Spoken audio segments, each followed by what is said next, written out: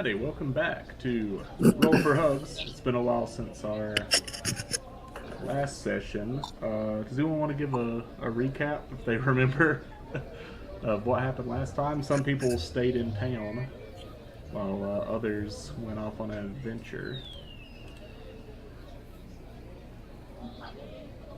Is anybody? Now I'm trying to remember. I wrote all that crap down and now I can't remember it. Basically, we ended up going to the tower,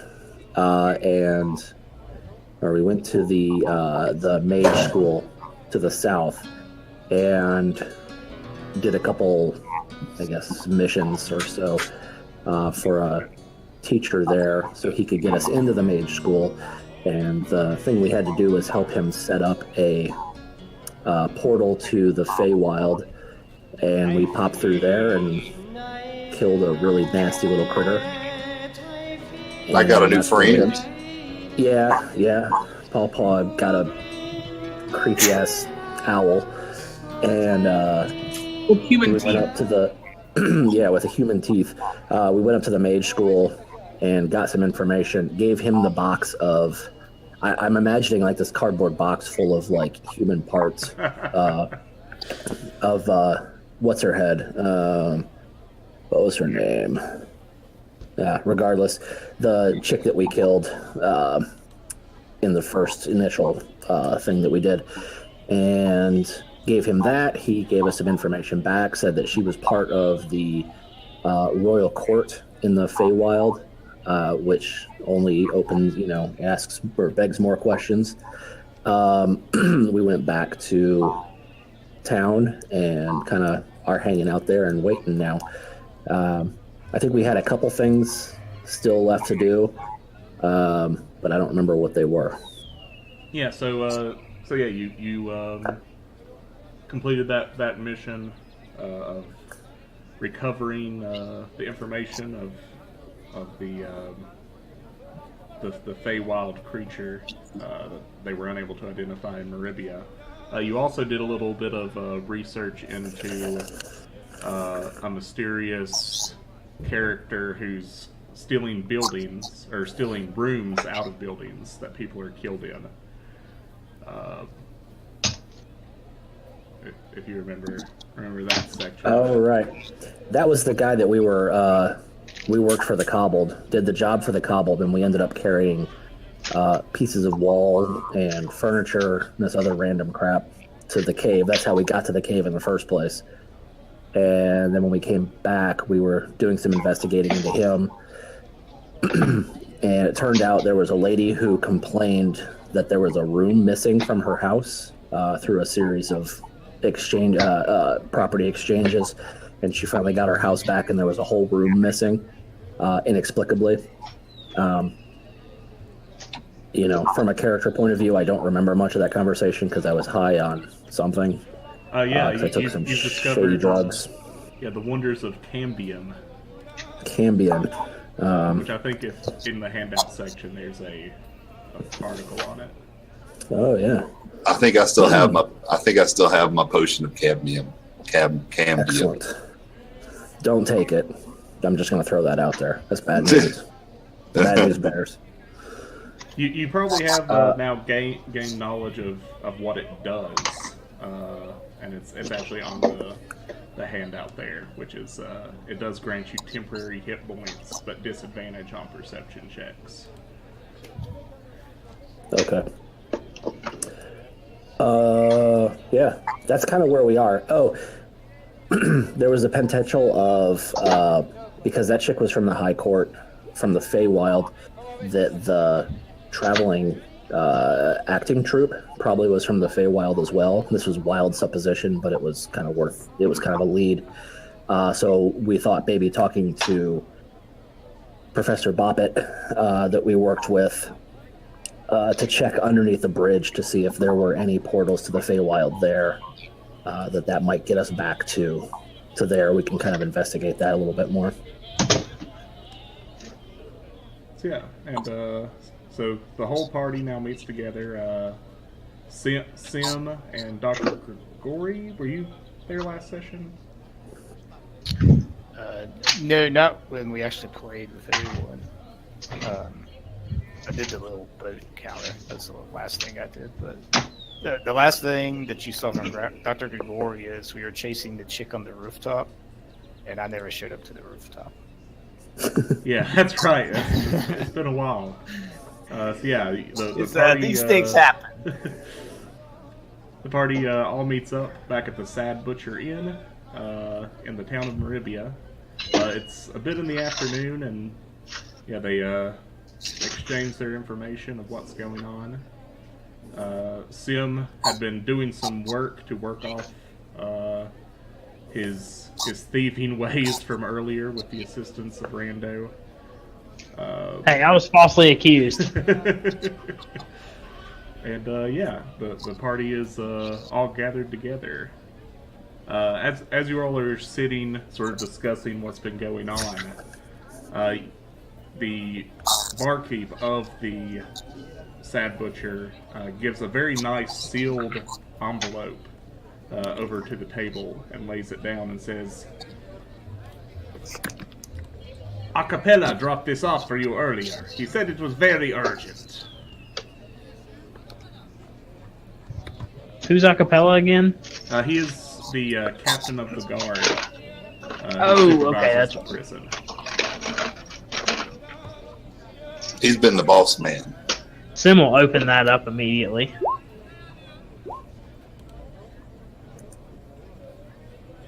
Let me see if I can fix that for you. Sorry. You're good. I just I'm double clicking on it in the character column, but it's not opening up. it shows it's.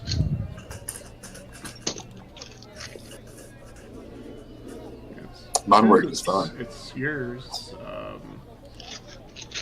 Is it maybe popping up on like shrunk down or something, or hiding behind something? I've looked.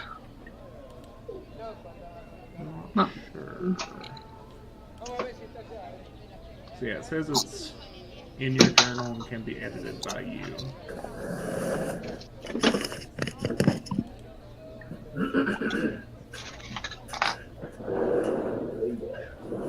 You're clicking on your character's name, right?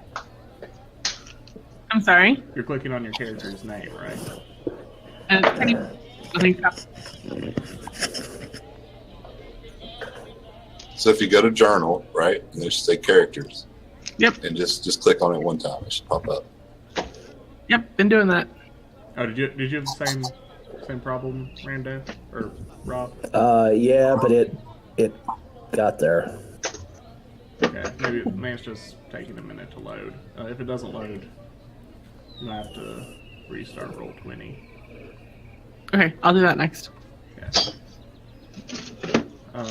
So yeah, Sim, you open this this letter up. You see the outside of it is sealed with the symbol of Maribia. And as you open it up, there's an invitation inside for all of you to come to dinner the following evening at Barmos's mansion, who you all would know to be the leader of Maribia, for dinner with both his representatives and representatives from the magical city of Bane.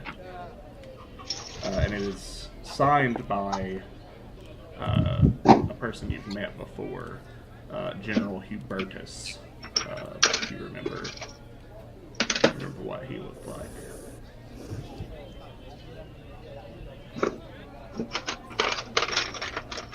Well, it looks like we have a dinner party to attend. I'll show the Yeah, liquor invitation to drink. everyone else. Oh, I'm sure there will be plenty of libations.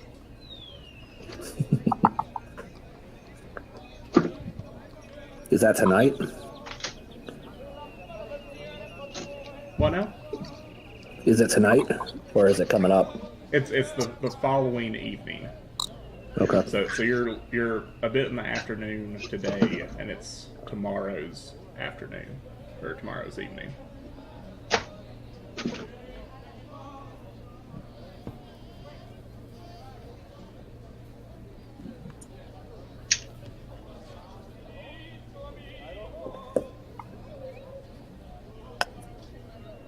So what do you guys want to do from here?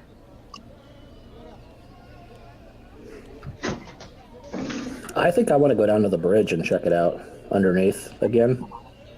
Yeah, you can do that. Is there a way to get down there not going through the theater? You imagine you could probably find a passage if you walked along the side of the bridge. You could potentially find a way to scale down. Okay. Yeah, I'd like to just go check it out. Yeah, so when you get down there, is anyone going with Rando? I'll go with him. Why you go down there, Rando? I want to just check out and see if there's anything down there after our last encounter. I'm kind of curious to know. My curiosity's peaked after we were in the Feywild. There were some pretty nasty critters there, and I'm not too keen on seeing those guys again. So I want to see if there's any chance they're going to come in down here. If it's a porthole or whatever. Yeah. This is a paying job? I mean, we got paid to go into the Feywild before, but no, I'm just going down there to check it out, just for the general good. Yeah, I could use the walk. I come along. I could. Well, I reckon if everybody's going, Papaw will go too. Oh, I'm up for a little adventure. Alrighty. Is anybody staying behind? Nope. Alrighty. So, yeah, you all find your way back down to the... Let me pull up the map here. Do I still have that one? I think I do.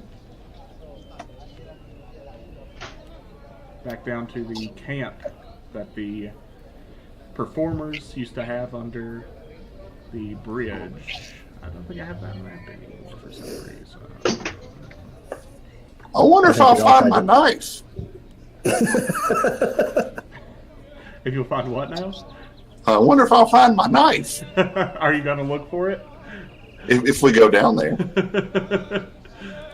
So yeah, give me a perception check.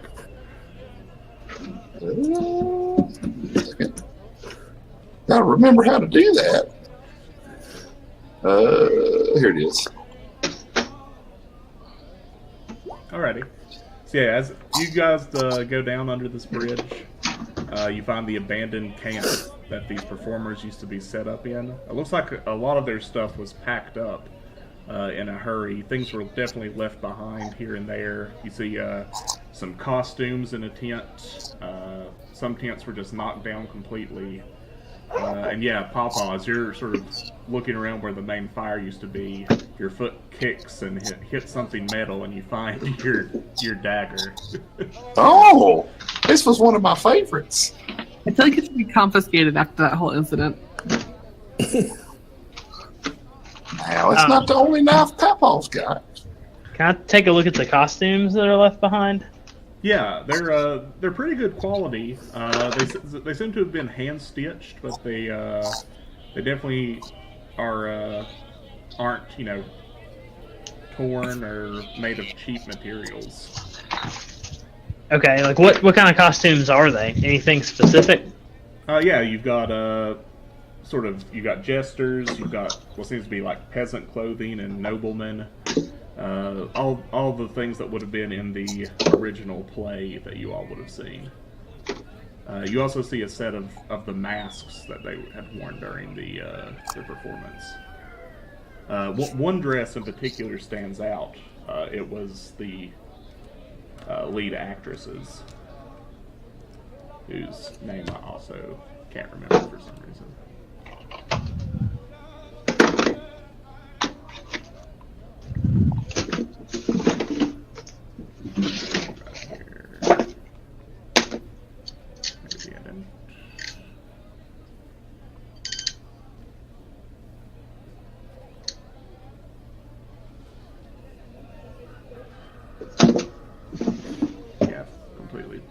Completely blanked on me, but yeah, you basically sets of all sorts of different clothing in there.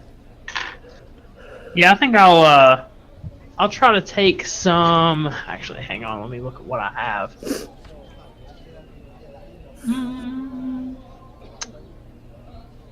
Yeah, I'll try to take some peasant clothing and that dress as well. Okay, yeah.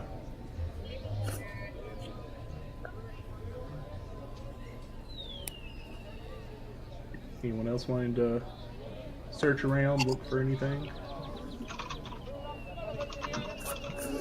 I mean, is there anything like odd about it? Because they got out of here somehow. I mean, are there any like tracks? Not that I'm a tracker, but surely there's like shuffling of feet in the dirt and all that other. Yeah, give me a perception check.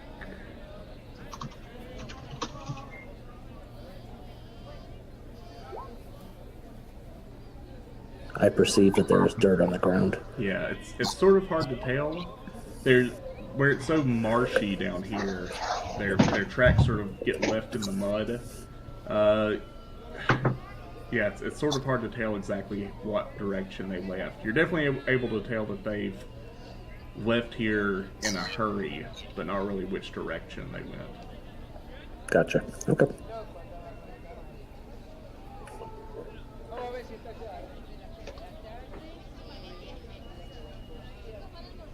All right. So there's nothing kind of weird. How do I describe this? Yeah, my character's not going to know anything. Okay. Alright. You want to do anything else down here? Can I give can I give a perception check to see if I see anything that nobody else has seen? Yeah, sure. I'm on a roll, so we'll see. Nope. Never mind. Yeah. Still looking at the knife.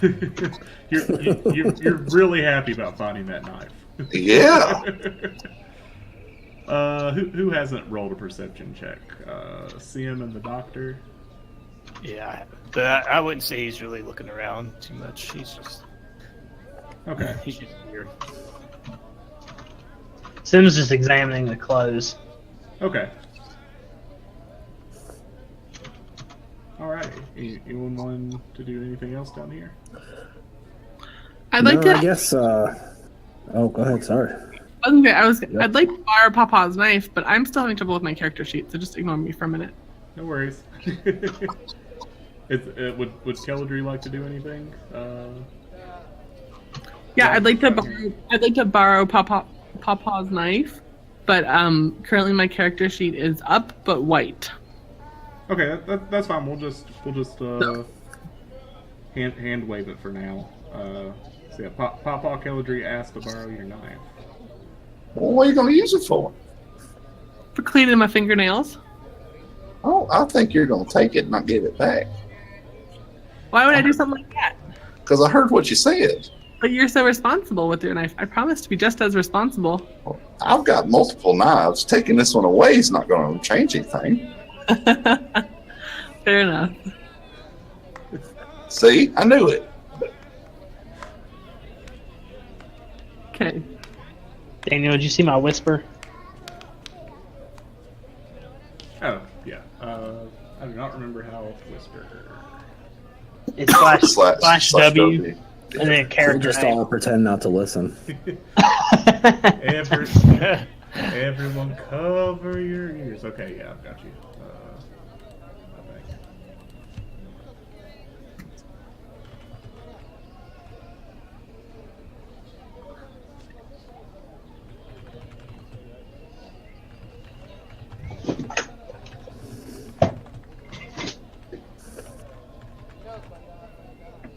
Okay, I think that worked. Perfect, thanks. Alrighty, so yeah, some of you search around and yeah, you don't find much but some costumes and your old knife, but anything else? No, I think I'm still thinking there's something weird going on down here, but I got nothing to go on.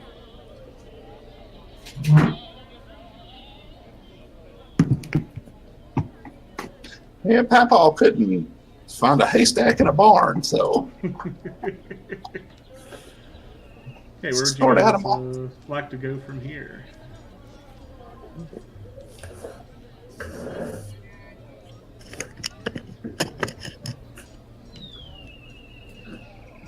Perhaps we should go check out the warehouse district. I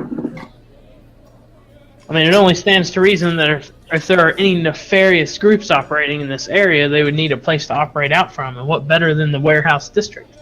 Folks coming and going all night. Large rooms, easy to hide stuff in. It's where I would hide my operation. do you have an operation hidden there? Maybe you'll find it.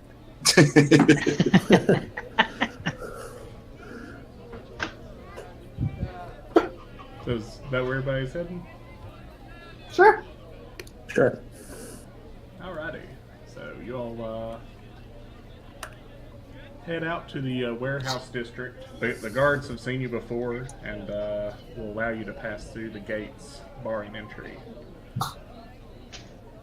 Oh, there's gates around the warehouse district? Yeah, so all these different sections are actually walled off and have guard checkpoints.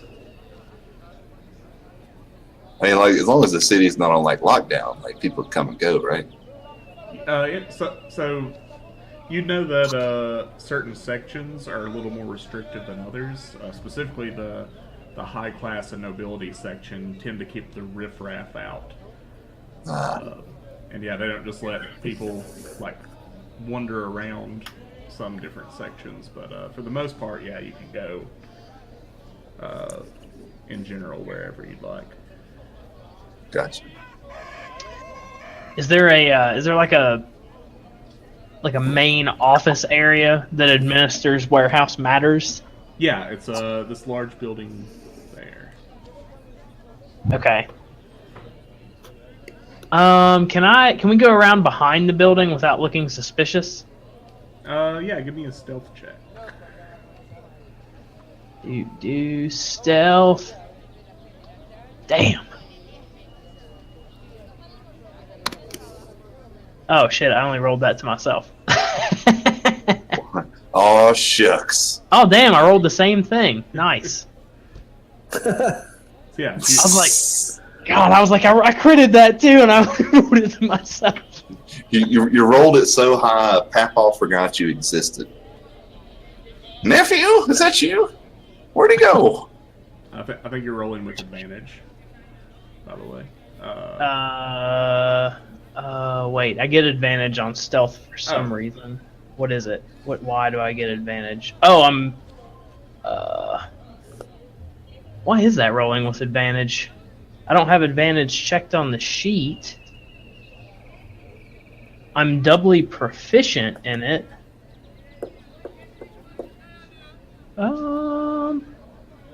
Yeah, that's a good question. I don't know why it's rolling like that. Okay, we'll take it and figure it out later.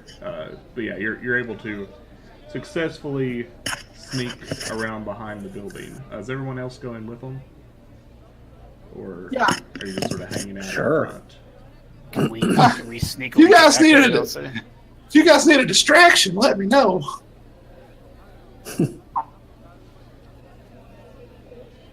Okay, I want to go around behind the thing and then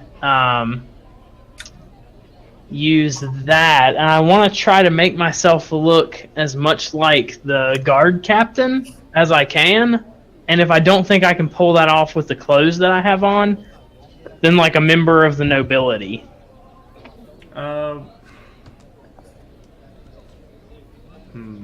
You could probably pull that off.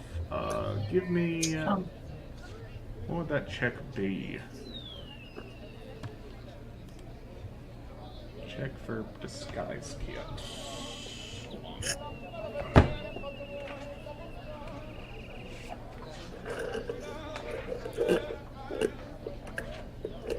Just be deception.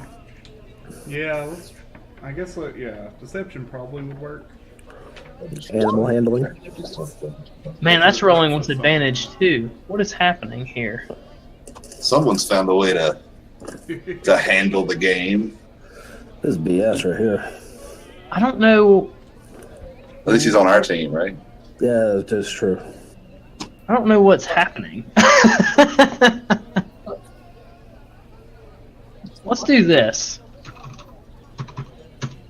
Deception. Okay. Yeah, you're able to copy it pretty dang close to the guard captain acapella. Okay. Oh, I know why. I know why I have that. It's because of this. Oh, okay. Yeah. That would do it. Okay. Alright, yeah, I'm going to do that. And then I'm going to turn to everyone else after I've disguised myself and say, follow my lead. And then I want to go in that like office building.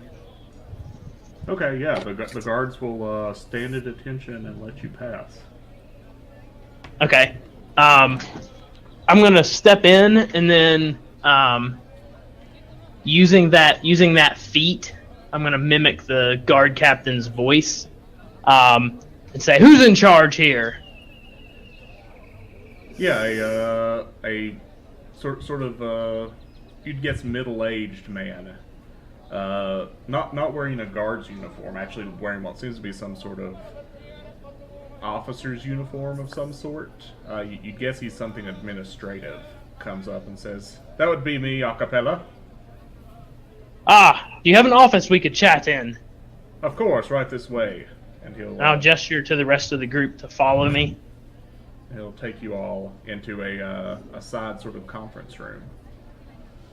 Okay, like once the door is shut, I'm just gonna be like, we've learned of a scheme here. It involves some of the town guards, so I've brought in some unbiased third parties to help me with. We will need to begin an immediate inspection of all warehouses.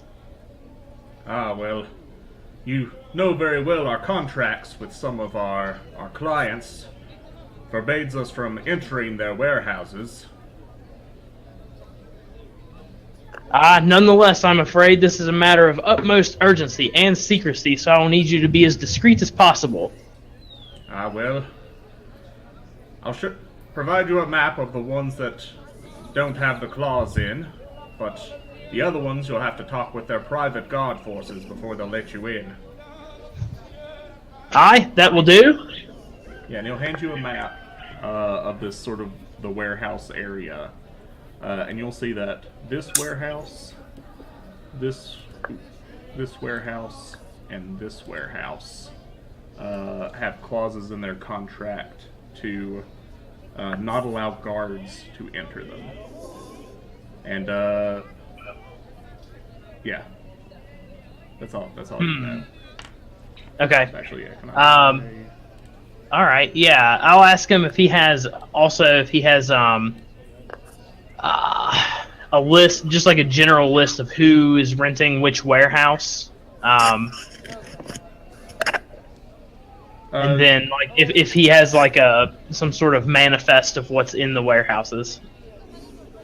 Yeah, he'll bring down a ledger that shows the different people renting the different warehouses. Okay. Yeah. All right. That's good. Yeah. Okay. Yep. All right. Yep. All right. Come on, guys. We're going, and we're gonna head straight to the first one that has private guards. Okay.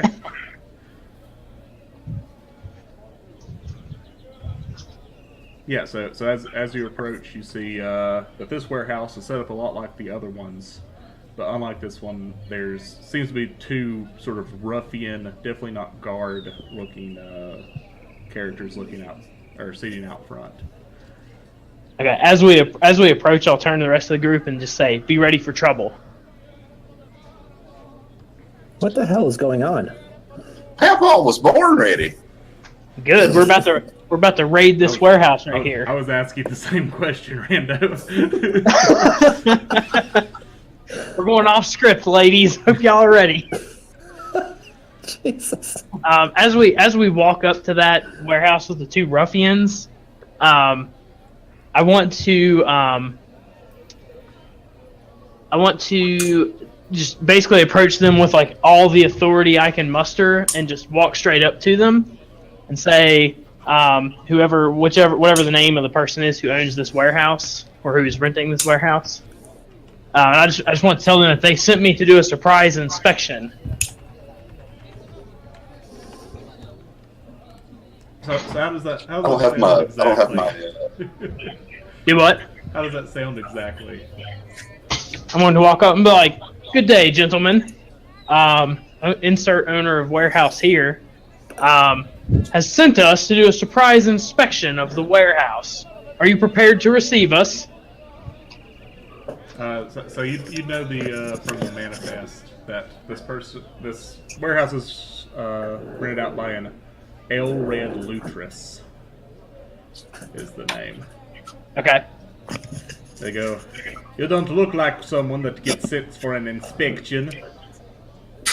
I want to turn to the person who said that and use this ability. Just look them straight in the eye and say, "You would be surprised who is sent to do inspections here," in the most like demonic voice I can conjure. Give me an intimidate check.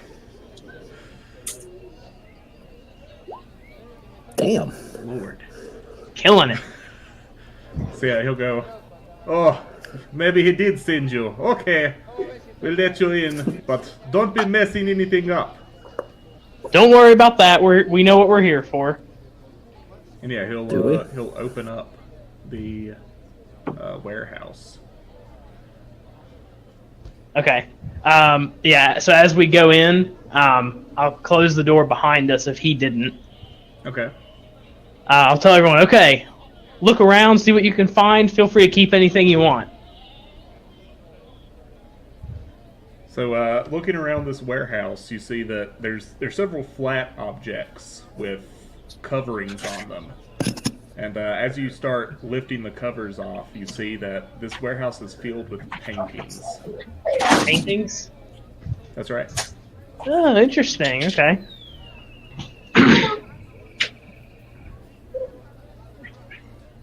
All right.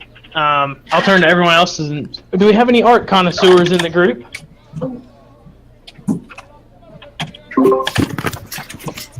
Well, I'm not an art connoisseur, but I know how to hide contraband. Check the backs. All right. Yeah, I'll check the back of a few of the paintings. As you do, you see that there are that while most of them seem flat, every now and then you see one that has sort of a bulge to it. Okay, yeah, on two of those, I want to take my dagger out and just cut like the painting out very carefully, and then roll it up and stick it in my outfit, and then check what's behind it. Okay, yeah, but behind you see that there are sort of laid, sort of chainmail style gold coins behind some of these paintings. Ain't Papaw's first rodeo. Here we go, fellas. Payday. I'll Nice, distribute my them friend. evenly amongst the group. How thoroughly are you looking through each of these? I just picked two of the ones with the bulges. Okay, you'd get about 80 gold. All right. Damn. All right. We need another horse. We're gonna have a wagon team by the time this is done. We're gonna have a what? A wagon team. Yeah, I'm all right with that. All right. Don't tempt me with a wagon now. Yeah. Does anyone else want to take anything further from this warehouse? Is there anything else in there? Is it just a lot of paintings? Yes, it's just stacks of paintings all lined up. Does anybody Should we set it on recognize? fire? Are they familiar? Give me a history check. Wait, why is somebody smuggling in coins? That's a good question. This is probably That is a good some question. illicit payment of some sort. I'll So I'm bite giving one. you a history I'll bite check. one. Are they gold coins? They are gold coins. Yeah, Dr. Grigori will bite one and see if they are in fact gold coins. They are, in fact, gold coins. There's Nice. gold in them, their paintings. I gave you a history check as Papaw because I still can't log into my stream. Okay. Pawpaw's history is a little Yeah, foggy because none of the of liquor. them look familiar to you. Some of them are Okay. definitely very pretty, though. You especially like one that shows sort of a storm-cast sea. All right. Is it of a size that I can put it in my cloak? Yeah, if you take it off its mounting, you could roll it up. Okay, I'll do that. I'll kind of like tuck it into my belt cloak thing. Alrighty, yeah. Is there a back door to this warehouse? There does not appear to be. Okay. There are Should we- windows up high that are sort of papered over, but you'd have to probably stand on someone's shoulders to reach it. Okay. Or wear the slippers of spider climbing. Or if you have Ooh. slippers of spider climbing. Or that. Okay. Because I Yeah. could go out, or one of you could go out and distract the guys. If you're trying to get out without them seeing us, could either climb up the wall and then just toss the slippers back down for the next person. Or, Oh no, my friend, that's not necessary. I was just going to rig the back door lock if I could, so we could enter unobtrusively at a later date. But it doesn't appear there's an easy entrance. Well, then let's burn it down. Is anybody's life going to be in danger if you do that? That's a good point. What now? I mean, it's not super close to those other warehouses. It doesn't look like, but it would. They definitely know it was us. Yeah. It did- Yeah. Okay. Let's Okay. make sure we cover our tracks. Like if there's like where we took the paintings out of, let's like tuck those back in the back, like behind other paintings. I like that idea. Excellent plan. Okay. Yeah, so you tuck the damaged paintings back in the back of some stacks. Currently, none of you look like you're smuggling anything in or out of this warehouse. So the front guards would let you pass back through. Yeah. So as we go back out, I'll just say, "Excellent work, gentlemen. Keep up the fine work, and remember to always be vigilant." They just sort of shrug to each other as you leave. Oh, the Okay. snark. Yep. Now we're going down to the next one. Okay, yeah. This one.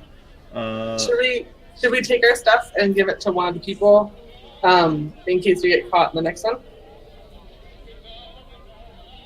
I don't think we'll get caught in the next one. I am, after all, the captain of the city guard. Fair enough. Continue on. This one doesn't seem to have guards per se, but it seems to have two malnourished sort of children out front of it, sort of just playing with each other. Okay, I'll go up to each one and hand them 5 gold coins, and just tell them, "Listen, my children, this is a tip for you. You must run to your master and tell them that a raid from the city guard is imminent." Oh yes, we'll do that. And yeah, they'll start shuffling off. Okay, yeah, we're going in this one. Okay. So yeah, you guys. So this one actually has a big padlock on the front of it. Ooh, I've got a key. I'm gonna try the mystery key. Yeah.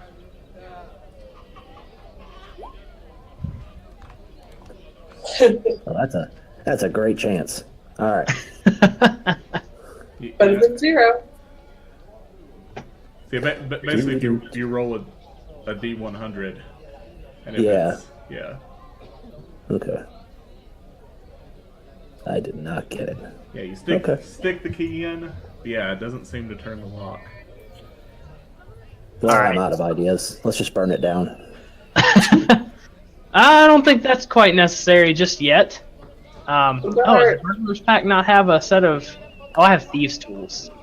There we go, that's what I need. Spider socks. I'm going to try that to try to unlock the padlock. Okay, yeah, give me a sleight of hand check. Oh, Yeah, this lock seems particularly tough. Someone did say spider shoes, and you do see that this warehouse, like the others, has windows high up on it. Do we have rope? I do have rope. Yeah. Why don't we Alright. tie I'll some scurry rope up. to us I'll- down here and to you and go over the top? I'll scurry up the wall. In this BJ shoes. Yeah, and as you get up there, the windows are not locked. You're able to simply open them up. Alright. I do that. Ready? I'll have the rope. Is there something to tie it to on the inside? I'll find something to secure it to. As you look in, it is pitch black inside. Oh, for fuck's sake. Oh, I have dark vision. Okay, yeah. So you'd Fuck it. see inside that this warehouse is nearly empty, except for a single chest in the middle of it. Ooh, I bet it's a Oh. chest from that place that we just were at. Alright. Is it the chest from the cave or whatever? What's in there? It does not appear Yeah, to I'm be a not- chest you've seen before. Oh. So I'll yell down, kind of tell people what I see, and ask, should I go in and check it out, or do you guys want to come in? Oh, if it's just a single chest, I think you can do it. Oh god, I'm gonna die. Oh. Alright. Let's tie some So- rope. Let's tie some rope to him so if he gets in trouble, we can haul him out. So, yeah, is there anything to tie the rope to? Like a rafter or something like that? give you- Yeah. I could Yeah, I'd pass say you could guidance. probably find a rafter to tie it to. Oh, nice. Cast guidance on whatever your check you're about to do there. I was thinking tie the rope to Rando, and then we'll hold the other end. And that way, if he gets in trouble, we can just haul him out. I don't really. No, I'm good. All right. Good luck to you. All right. Thanks, Grigori. Thanks, guys. I'm gonna go check this thing out. Okay. Okay, yeah, it's about a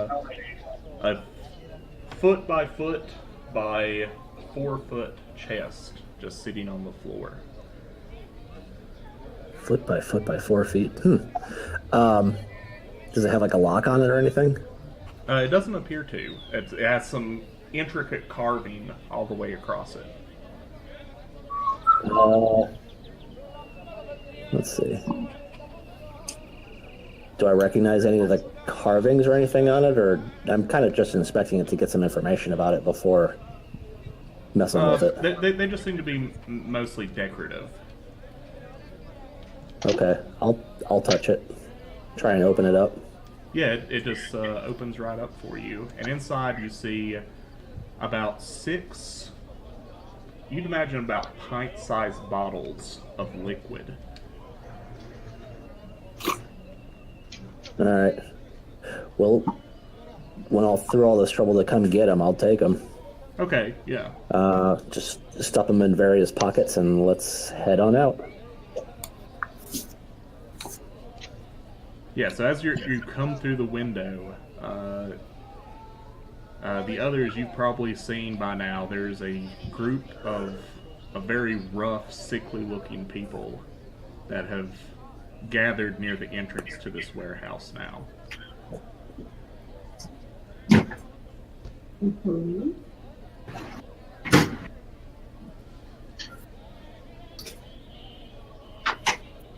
All right, I'm gonna scurry up onto the roof. You hear one of them call out, "What you doing around the warehouses?"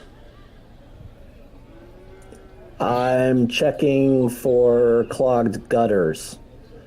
Yours seem to be fine. They seem to be talking to the group.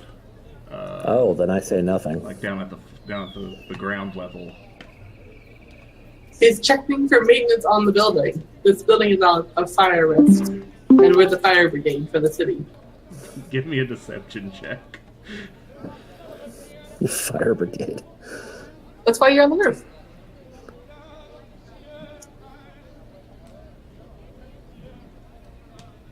— 16. Yeah. Well, That's pretty good. Well, hang on. So that's through me. Oh, I see. Yeah, let me pull her. I kind of need to figure that. Like, I'm trying to download Firefox. Maybe I don't know. Like, Safari's. I can open her character sheet. So she actually has a +5 on deception. Excuse me. Bless you. So she actually rolled a 22. They'll say, well, that's all well and good, but we paid to have this warehouse left alone. All right, sorry, I'm back. What did I miss? Rando has some bottles of a mysterious liquid, and a group of ruffians have responded to the call to arms. Oh no, that was much faster than I thought. And are down with the rest of the group. Kelladrey has just convinced one that you all are just inspecting for damage, and has said that they paid specifically to have their warehouse left alone. Yeah, I'll just respond. Yes. You see, the city guard. I got word that the city guard was going to raid this warehouse, and I had to come warn your master. We were just checking to make sure they hadn't been here yet, and indeed, they have not. So the city guard is warning us that the city guard is about to have a raid on us. Well, some within the city guard are a little more receptive to your who owns Particular. this warehouse? Their particular plight within the society. Yeah. Yeah. I'm sure you're aware that your master employs some resources within the city guard. So you know from the ledger that this warehouse was rented out by someone that just went by Manos. Hands of Fate. Yeah, I'm not going to use his name. I'll just say, surely you knew that your leader had some resources within the city guard to warn him of such trouble. Give me a deception check as well. Oh, all the deception. Man, you guys are blowing this out of the water with your rolls. Jeez. Jane was There like, you dang it. Well, I suppose that makes sense. But we were under strict orders not to let anyone near the warehouse. So we'll take it from here. Good plan. Good plan. Everything seems to be in order. Just let me know if you need anything else. We'll do that. And he'll nod to his compatriots, and they'll begin surrounding the warehouse. Oh, that's not good. I need to get off the roof. Can I go to the back of the thing before they get back there and Yeah, you hop can do off? that. Or can I jump onto another? Yeah. Give me a stealth check to avoid being seen by them. Dun dun dun dun dun dun dun. Oh yes, I am stealthy. You guys are very stealthy. You're able to slide down and easily slip in behind the neighboring warehouse before they round the corner on you.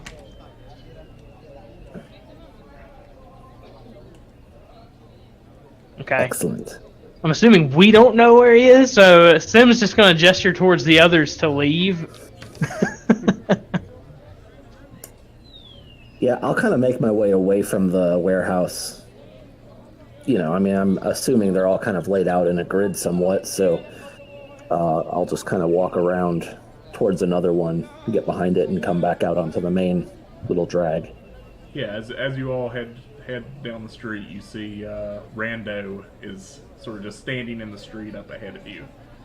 Oh, nice. Oh, very slick Fancy. moves, my friend. Yeah, fancy seeing you here. I climbed the wall. It was neat. Hey, look what I found. And I'll show him one of the vials.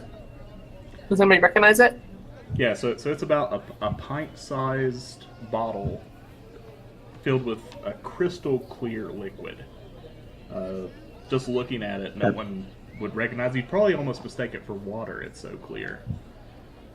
But it No, has it's good. a Is it sort of Crystal Pepsi? shimmer to it. It's the elixir of life. I want to ask Rando if I could have a sample, like just one Oh, of them. Well, hell yeah. You can have the whole damn vial, man. Yeah, okay. I'll take the vial and just stuff it in one of my pockets. Okay. All I need is one, so you folks can do whatever you like with the rest. Perhaps we can identify it later and sell it.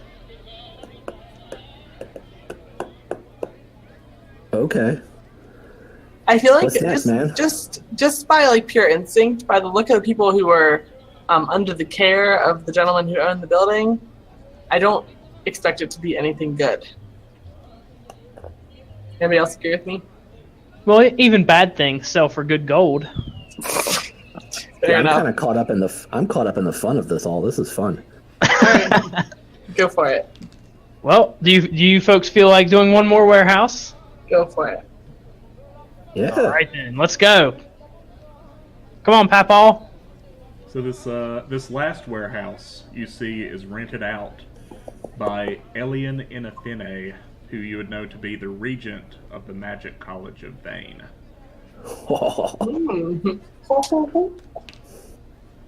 He's gonna kill us. Oh, interesting. Oh, Okay, yeah, we're gonna go straight into that. So yeah, as you approach, you see that there's two sort of wizardly-looking characters out front. Oh gosh. Better done it now. Good evening, my friends. Yes, hello. How can we help you? Well, I was hoping you could accompany me on something. I've gotten word that there have been some burglaries in some of these other warehouses, and I'm trying to ensure that all the warehouse contents are safe. Would you mind opening the door and escorting us on a walkthrough? Oh yes, I suppose that's fair enough. Though we've magically enchanted it to make sure no one could come in. And they'll go and sort of wave their hands out front of the door, each one in front of a separate door, and it will slowly creak open in front of them. Okay. And they'll sort of gesture you inside with them. Okay. Yeah, I'll gesture towards the others as well. As you all go into this warehouse, magical lights begin to appear as you all walk down the warehouse sort of central area. You see that there are shelves of magical reagents and books, just all sort of wizardly things in here. Sort of towards the back, there's an entire shelving unit of just ingots of this black metallic material. Okay. Some of you would recognize it as black steel. Yeah, I'm not real interested in that. Can I grab the robe of one of the closest guys and pull out one of the vials and say, "Hey, what's this?" Oh, let me take a look. And somehow closed roll 20. Going back in. And he dies. They'll take a second examining it. One of them will grab an object off the side that sort of looks like a lens, and they'll hold it up to it, looking through it towards it. And they go, "Where did you get this?" I found it. Well, it's a very odd thing to find raw life essence. Well, yeah, that's weird. What does it do? Well, see, we were inspecting some of the warehouses down the road, and we found one of these just kind of laying in the corner, one of the ones that had been burglarized, you see, and we theorized that either the burglars stole it from that warehouse or if they dropped it when they were moving through. Ah, well, it's a very odd thing. It doesn't serve a lot of good purpose, but demons like to trade in it. Fascinating. Well, thank you for that information. That will be very helpful. He'll sort of gingerly hand the bottle back to you. Okay. Let's see. As he's examining it, I want to cast a spell. Oh my gosh. Sorry. That's a weird name for a spell. I want to cast that. And if I think that I got away with it, I want to use it to grab one of those ingots. Give me you've rolled like 4 successful stealth checks. I'm just gonna say you're succeeding. Yeah, your unseen servant is able to grab one of the ingots. Okay. While we're still in the warehouse, let me check the range. 60 feet. While we're still within the warehouse, but 60 feet of the door, I want to try to move that ingot through the door. So, is it trying to like run ahead of you and out in front of you, or? So my plan is to sort of grab the ingot and sort of slide it down low, and sort of slide it along the wall, sort of, so it's not like floating through the air basically until it gets to the door. And then I want to slide it out the door to see if an alarm's going to go off like it did at that one shop. Ah, I see. Okay. Yeah, so you slide it along, and it does successfully go out the door. Okay. Yeah, I'm just gonna sort of I'll just command the servant to leave it there. And then once we get a little closer, I'll have him like slide it around the warehouse. Okay. But yeah, they'll say, well, it seems everything here is in order. Oh, yes, I agree. It does seem that everything's in order. Thank you for permitting us the quick walkthrough, and we apologize for the inconvenience. Oh, no worries at all. Like I said, our alarm spells are very effective. Ah, good to know that. Good to know that. Well, if you see any mysterious characters about, just feel free to call us up, and we'll respond immediately. Will do. And as they usher you all out, they each take a door as before and reapply whatever spells they had on it. Okay. And before we get to the door, I want to command the unseen servant to like move that ingot like around the corner of the next warehouse if it's within 60 feet. Yeah. Yeah, I'd say you could do that. Okay. And then on our way out, I'm going to sort of just sneak over around the corner of that warehouse and get that ingot and put it in one of my pockets. And then I'll turn to the other and say, well, that was quite a successful day. How do you all feel about this? Rather I don't even know uneventful, what don't you think? I don't know what happened. Papaw, no smuggling. Yeah, we found some smugglers. We found some people smuggling stuff that demons like. Quite a good day, if you ask me. Sure. Perhaps we can sell this information. Perhaps. Who would we sell it to? I'm not sure. It doesn't appear that this has anything to do with the Feywild that you all wanted to look into, though. My apologies for that. No problem. Should we take it to the school, or should we take it to the slums, or wherever the Let's trade it for Cambion. Try what? Let's trade it for Cambion. Oh my goodness. I'm not sure that the folks who trade in that would be interested in that as payment, but you never know. You never know. Perhaps we should try to sell it first. I'm okay with that. We just have to find the right people. What was that? I'm okay with finding that, but we just have to find the right people to sell it to. Ah, yes, I might be able to help us with that. Let's head back to the tavern for now and grab some lunch and perhaps some drinks, and I'll see what I can find. Dinner time at this point. Oh, okay, yeah. Let's head back to the tavern and have dinner then, and I'll see if I can't get some information on what we've discovered here. Sounds good. Let's see. As you guys are heading back, Dr. Grigori, give me a religion check. Sure.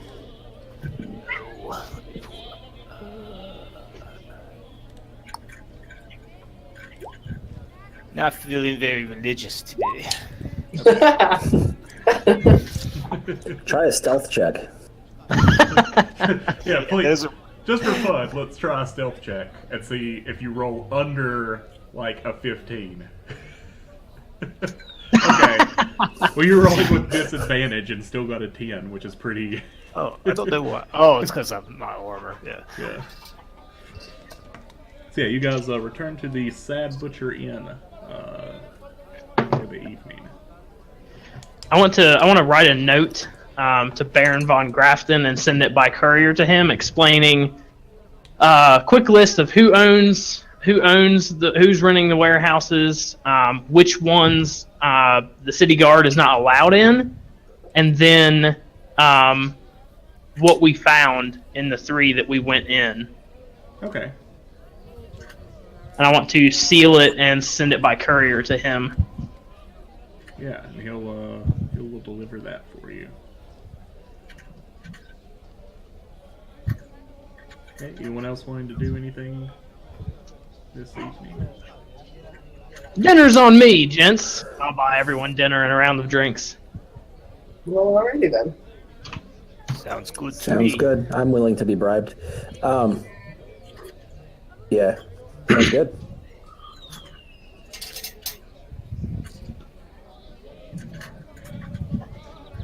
Okay. Sim's content to just wait on a response unless anyone else wants to do anything. Nope. Wait on a response. I think it's good times for a drink and some food. Hey guys, I gotta help my wife pull my sleeping child in from the car, so I'll be AFK for a few minutes. Okay. Yeah, no worries. Do your thing, but yeah, I'll just be away. Y'all want to take just a minute? I can try to load. If we have 2 seconds, I would really love to be able to have my cheat. I'm not sure if it's even possible to load it from your side, Daniel, or what. But I still don't have access to it. Yeah, let me see if I can. Thank you. Sorry. Well, so I downloaded Firefox 4 because I have a feeling it was Safari being hateful. So what I'll do, I'm gonna But take. she's got to log into it real quick. I've loaded, unloaded it, and restarted and refreshed from internal Roll20, and I also googled like how to do it, but just said that only the DM could do it. Yeah, are you able to hit it now? She It can- opens Well, like a white. I a white. just updated permissions on it.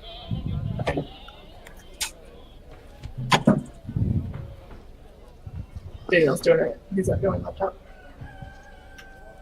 It's, No, I think it's a looks like Safari. it's still white. I'm looking out the window at him. Roll20 is kind of picky on what it likes to work with and what it does not like to work with. Yeah, So I it's worked downloaded. before though, lots of times. I downloaded. I'll try one more thing and just be away for a minute. I'll try to put it in the browser. Yeah, no worries. Right. I'm I actually have trouble with Chrome sometimes with it. Like Firefox seems to work the best. Okay, I'll upload it to Firefox. Coolio. Fun reading party, you guys. Daniel probably had something like super different planned out. And we're just like, yeah, we're going to here raid a bunch of warehouses. Drop still. Oh, Yeah. 26, 21. Yeah, you guys have Yeah. been Actually, we're doing failing one. all of the checks. I'm logging on. I'm actually, that actor feat where you get advantage if you're pretending to be someone else, that's like, I mean, that's almost OP for this kind of situation. Yeah, it's pretty pretty effective. Okay, we'll take a little break. So in the bar tonight, you see there's a few things going on. There's the general people eating dinner and drinking. You see there is a Goliath in one corner who's challenging people to arm wrestling. Does he have eyes? He does have eyes. He has a flaming hellhound next to him, though. and there's a golden vampire sleigh out front. And in another corner of the bar, there's 3 dwarves that seem to be competing in a drinking contest.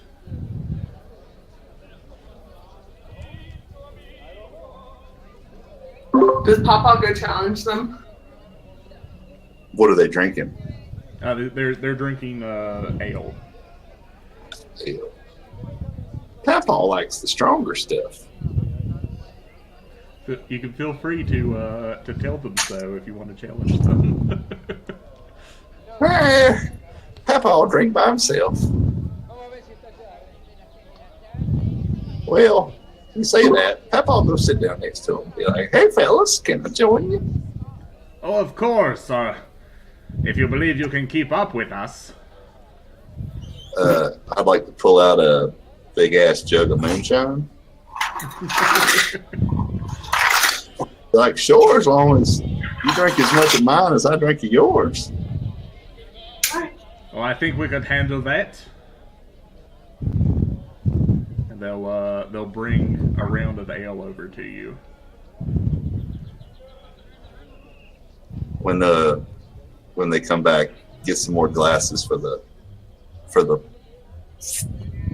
a special brand of party liquor rain.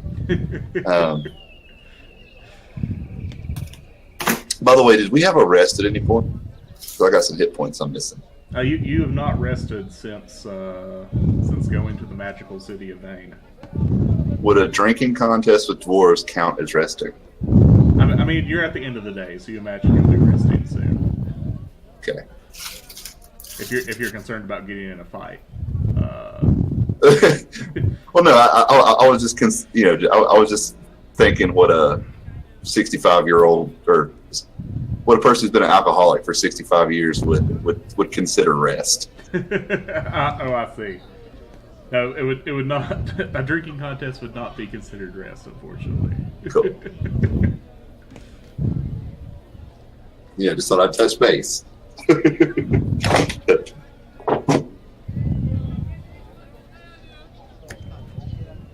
So, is anyone else doing anything here in the Sad Butcher? They're serving a sort of a roast pork to everyone for dinner.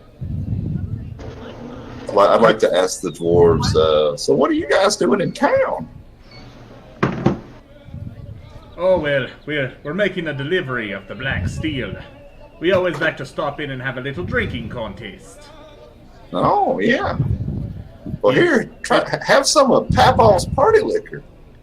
Oh well, thank you very much. You know, they don't serve quite as strong stuff here as they do in our homeland. Yeah, I've heard about dwarven brew before. I've even drank it a time or two. So yeah, let's see how these.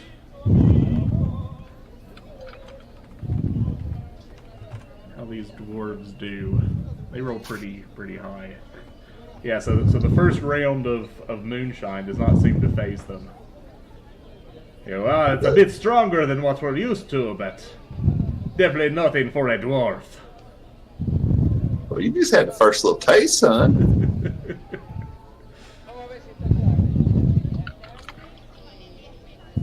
So you wanna, so should I roll a d20 to see how the dwarven stuff does to me? Yeah, go ahead. See, it's a Constitution check. Okay. I was going. Let's see here. Constitution.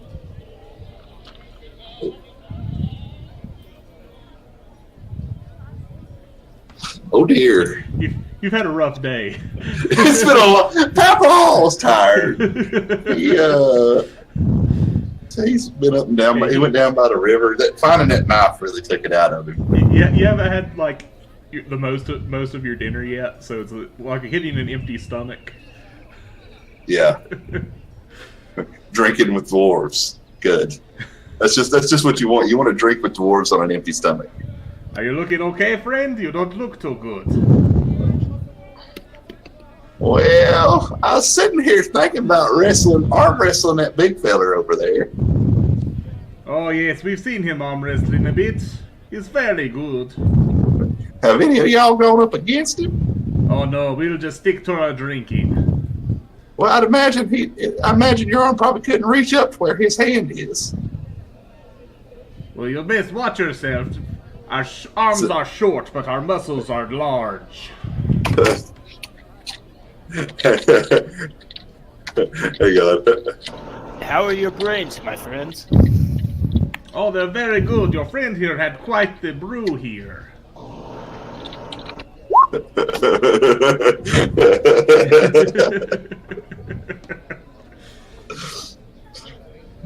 Are you wanting to join our little drinking contest? Yes? Oh, no, my friend. I know a worthy challenge when I see it.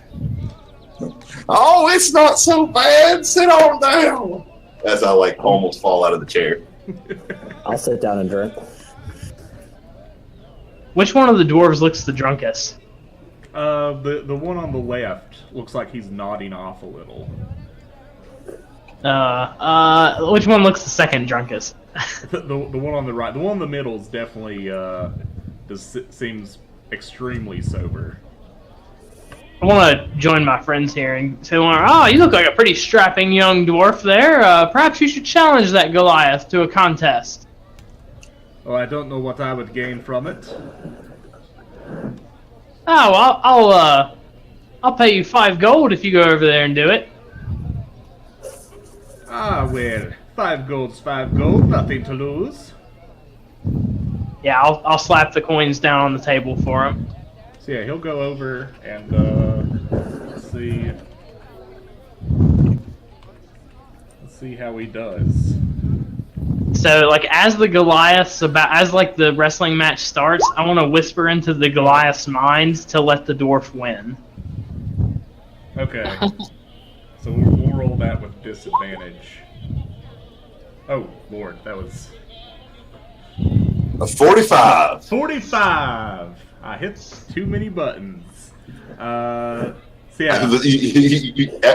As you watch as the dwarf's arm skips across the table, They disemboweled from the shoulder. They both rolled natural ones. Yeah, they're sort of like standstilling, like sort of going back and forth on it. I wanna cast Mage Hand, and just like Mage Hand's not very strong, but I want to use it to like press against the Goliath's like wrist, and then whisper into his mind again, "Let the dwarf win." I keep rolling 44 for some reason. Yeah, this dwarf is not doing too hot. And yeah, the Goliath sort of pulls him closer in against the force of your mage hand. So he hasn't got him to the table quite yet. Are you going to continue? Yeah, I'm just gonna like keep whispering into his mind to let the dwarf win. Yeah, after another round, it seems to start having an effect. Yeah, the dwarf eventually manages to get the arm all the way down and defeat the Goliath. And yeah, his 2 dwarven brethren sort of stand up and cheer and chug the rest of their drink down.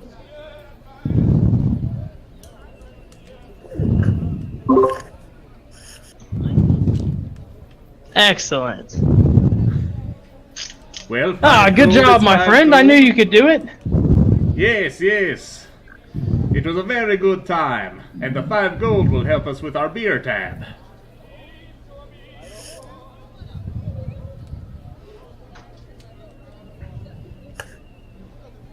So yeah, they'll sit back down and continue drinking.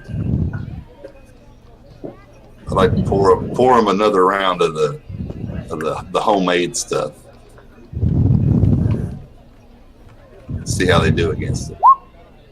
Oh yeah. Yeah, the one in the middle takes it like a champ, but the other 2, it definitely is starting to have a major effect on them. Back home we call it Novocaine. Just give it a little bit of time, it'll work. Well, it seems to not be affecting me much. Perhaps we'd like to put a little money on our contest, yes? No, You say as to throw up into your cup. I think it's time for Papaw to take a nap. Anybody have any toast? The bartender, seeing you almost throw up, quickly brings over bread and things to help you. Oh, thank you. I won't go into my room and lay down for a minute. So is anyone else wanting to do anything before going to bed this night?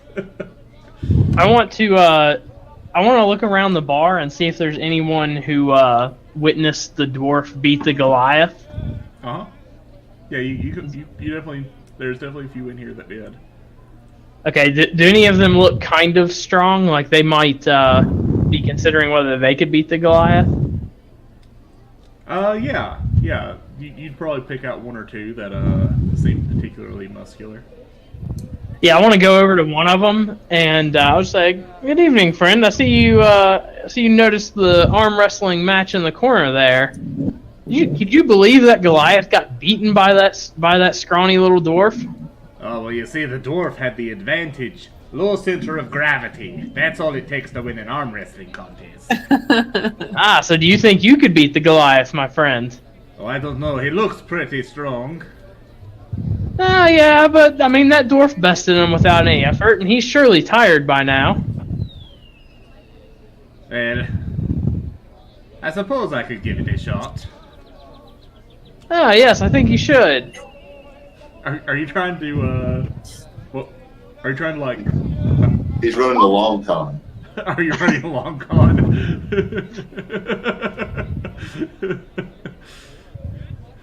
Sim's just messing with people.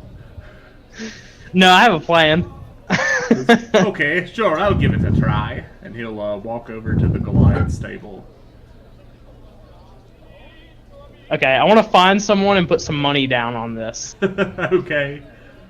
Yeah, you see there are probably a few people that would take you up on a bet. Okay, would they be, like, who would they be interested in betting against? You find, just after the display, you'd find 2 people that are willing to bet on the kid, or on the challenger, and 4 that want to bet on the Goliath. Okay, yeah, I wanna bet 45 gold with one of the ones that wants to bet on the kid. Okay. If they're willing to take me up on that, Yeah. or I can like split it between the 2 or something. Yeah. So that would give you probably a return of about 20 gold if he wins. Yep. Okay.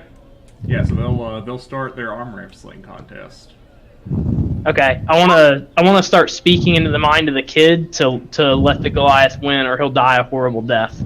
Okay. Roll an intimidation check. Intimidation. Damn. Yeah, you see as this voice enters this guy's mind, and he just lets it go and drops his arm to the table. Okay, yeah, I'll collect my 20 gold. That Suckers. wasn't much of a contest, friend. I figured that man would have at least a bit of strength in him. I know, that was strange, wasn't it? Yes, very strange. Uh-oh. I think it might be a good time to leave. Perhaps you should challenge the Goliath then. He seems to be all over the place tonight. He lost to the scrawny dwarf, and then I don't know what he did. He must have scared that one kid or something, but I bet you could take him. I think I would pass. I'm already up 20 gold for the night. And he'll get up and leave. As he leaves, I'll say, well, the hands of fate don't favor us all the time.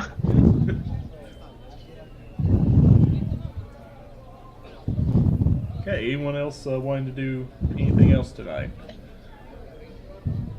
Papaw would like to sit out a Gatorade for the morning. Yeah, Papaw, you have the fantasy equivalent of Gatorade set out for you.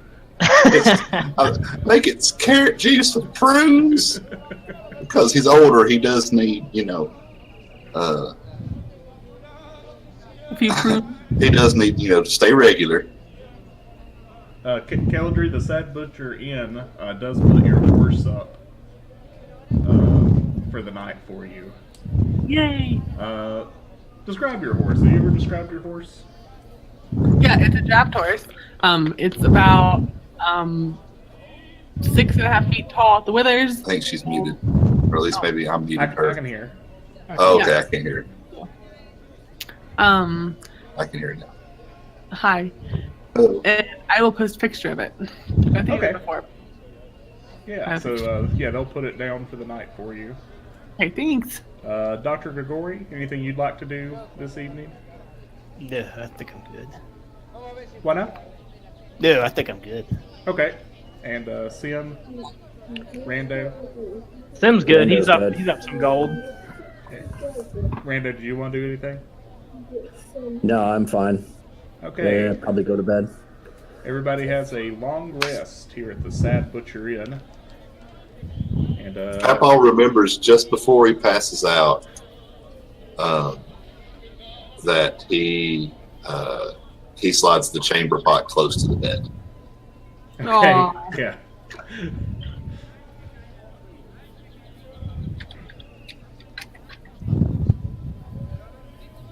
So Alrighty. do we just have to hit long rest, or Yeah, if you hit long rest, it should refresh everything for you.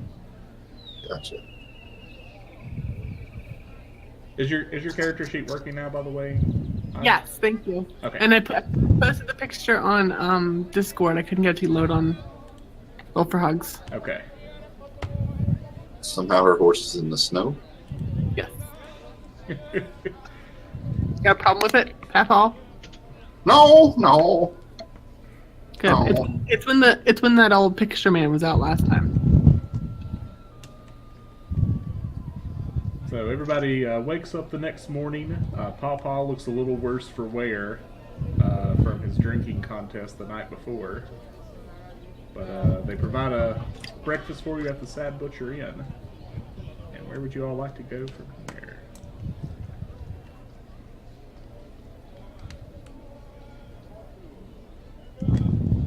Did Sam ever hear back? Yeah, actually, yeah. You would have received a note in the morning that said,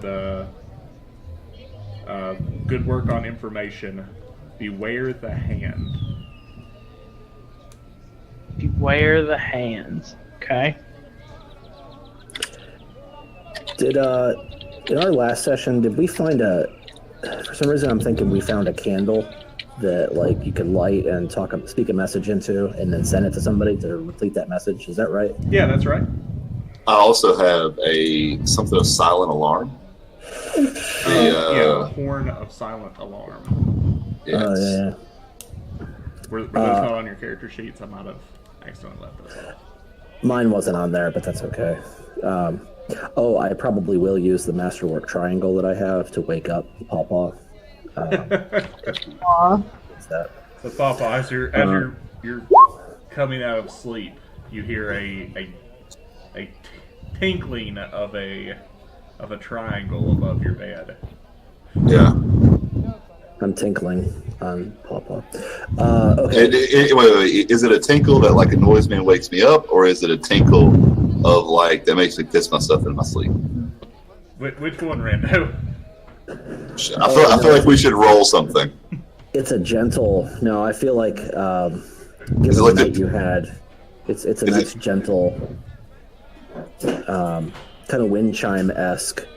Let's bring you back from some slumberland in a nice peaceful way. Roll for P. So, but because he's in his 80s, Yeah, it's a Constitution check. Is what you're looking. well, I was gonna just do a D20. It's a 50-50 shot above 10 or not. We'll do Constitution. That's cool. Hey, Papaw wakes up with dry drawers. That's another good day. What else do you want in your life? All right. I feel like we should send a message to, or I want to send a message to Professor Boppet about the under the bridge stuff. Okay. I'm just not sure how to get it to him. I guess maybe you can hire somebody to take it over there to him. Yeah, you could get a courier to deliver it for you. You also know that you're meeting with representatives of the college tonight at your dinner. Oh, that's true. Yeah, well, maybe we can wait till tonight and then see what happens. Yeah, I'll hold off then.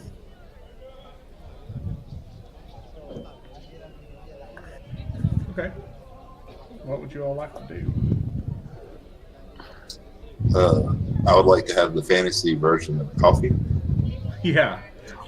Yeah, they will serve you up. Yeah, Root tea. yeah, a root tea that seems to fortify you. Do I get an advantage on all Constitution checks for the next day? No, it's just standard. Oh. I'm just not pissing myself. You're just not. Yeah, you're not peeing on yourself.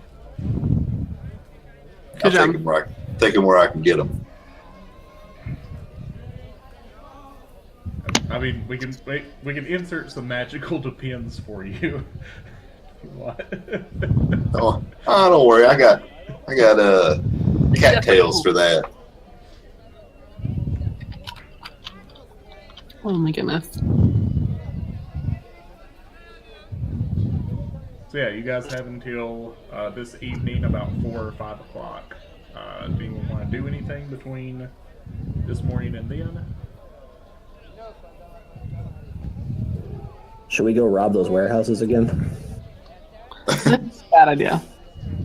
All right. We can see how many people we can put on my horse and go for a ride. I think Rando's going to go out into the street and try and perform for some money. Sounds good. Okay. Yeah. So what sort of things are you doing? We'll do a little juggling and do a little drunken boxing demonstration. Are you still drunk? Sure. Am I Okay. awake? Yeah.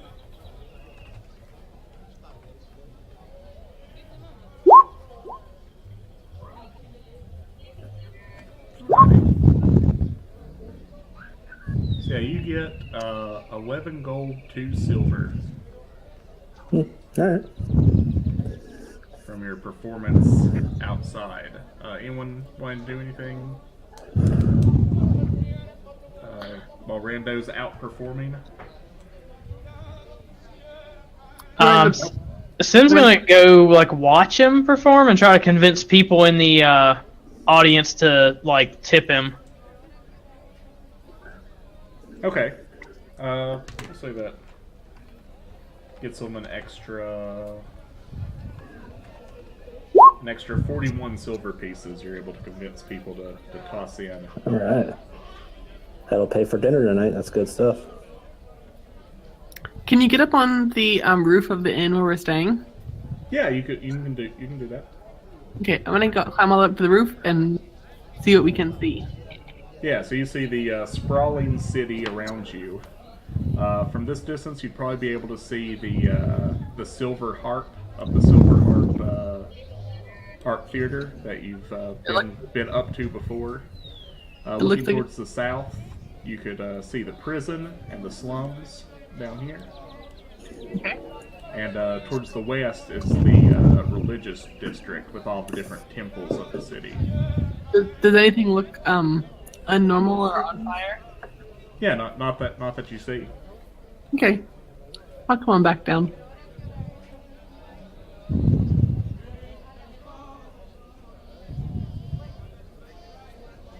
Alrighty. So Sim and Rando are performing out in the street. Kelladrey's admiring the view. Anyone else wanting to do anything before this evening's activities?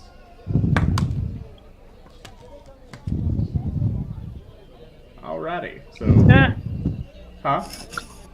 No, I'm good. Okay. So yeah, it rolls around to the evening, about 4 or 5 in the afternoon, when your invitation said to present yourself at the mansion at the far east of the city. So, I don't know if you all see that flip.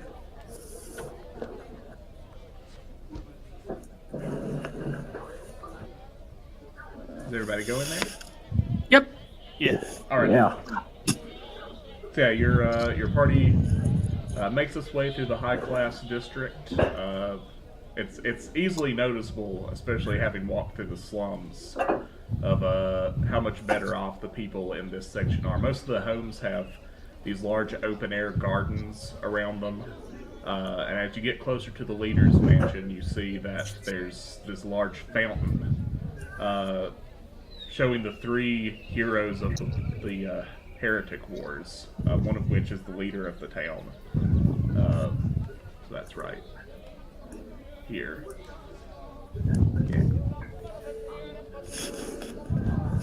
So yeah, you guys reach the walls of this mansion, and the guards see your invitation and gesture you through, leading you into this very nice mansion. It's set up into 2 wings with a large central area.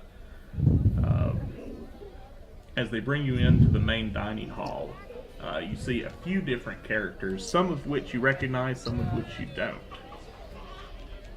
You would recognize sitting at the table, General Hubertus is there. You'd probably also recognize, just from the statues or different drawings or paintings you've seen, Barmos and Elian Inafine, 2 of the heroes of the Heretic Wars. So there's Barmos and Elian. And with him are these 2 people. With Elian are these 2 people, who are presented as Acanthra and Alas. And on the other side are 2 people you don't recognize. Aspelan and Katrina are presented as clerics. One is the High Priest of Lathander, and the other is the High Priestess of the Raven Queen here in the city. Like, I'm gonna have to convert. The Raven Queen. What? All right. Hey, I would like to expend one of my staff of bird calls, and make a Raven's call. Okay.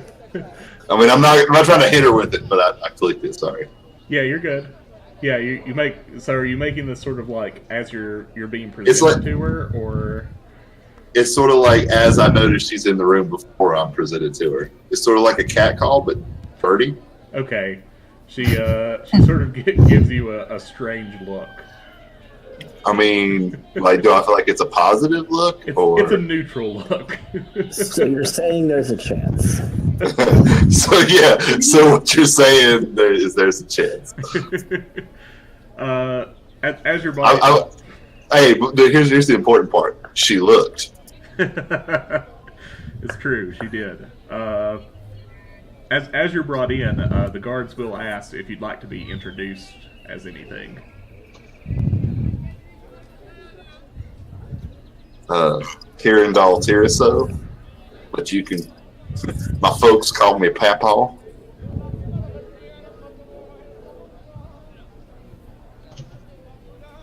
He'll just use your regular names unless you have a preference, or if you have a group name you'd like to give. If I've seen the lady, I would have be introduced as Tyrandal Tiriso. Okay. But if I haven't seen her yet when this has happened, I'm Papaw. I'd like to be Rando, Lord of 7 Tankards. Okay. So yeah, he presents you all, and you all sit down for dinner. There's one person that arrives after you. It's sort of a larger, older man with graying hair, and you see that he seems to have fresh burn marks over half of his face. He is introduced as the Harbor Master of Maribia. Oops. Oh, well, About then. that. So yeah, you guys sit down for dinner. There's a ridiculous spread in front of you. Definitely one of the largest you've ever seen. There's a lot of fresh fish that seems to have been cooked up, vegetables, all sorts of different stews and drink are available. You see Barmos eats this large fish just by himself, while Alien seems to mostly stick to the vegetables. As they're sort of discussing around why they're there, you discover that they're trying to come up with an agreement. Elian wishes to. I guess I can roleplay this. It's a lot of information, but we'll get to it. We'll go. As you all know, during the Heretic Wars, excuse me. 4 dragons were used to defeat the invading dwarves from the east. 2 of these we know the location of, but 2 of them we do not. It has been our research recently to try to discover their location.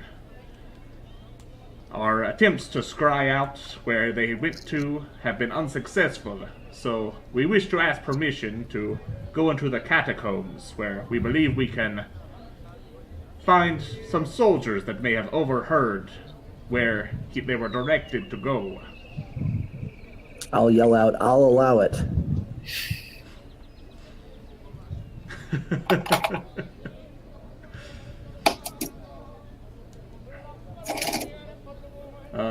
In the meantime, while we are attempting to communicate with the dead, we wish to utilize some of your resources, and at this he'll look towards each of you in the party to assist us in our endeavors.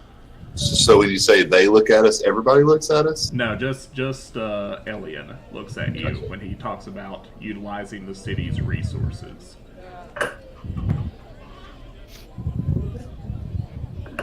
What does that mean?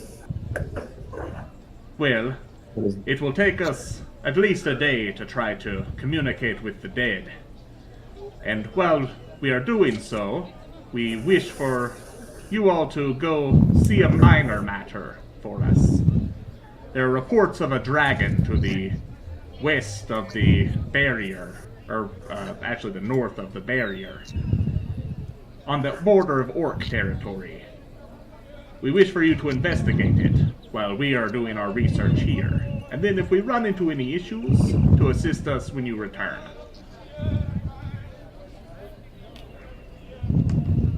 Alright. And yeah, they seem to agree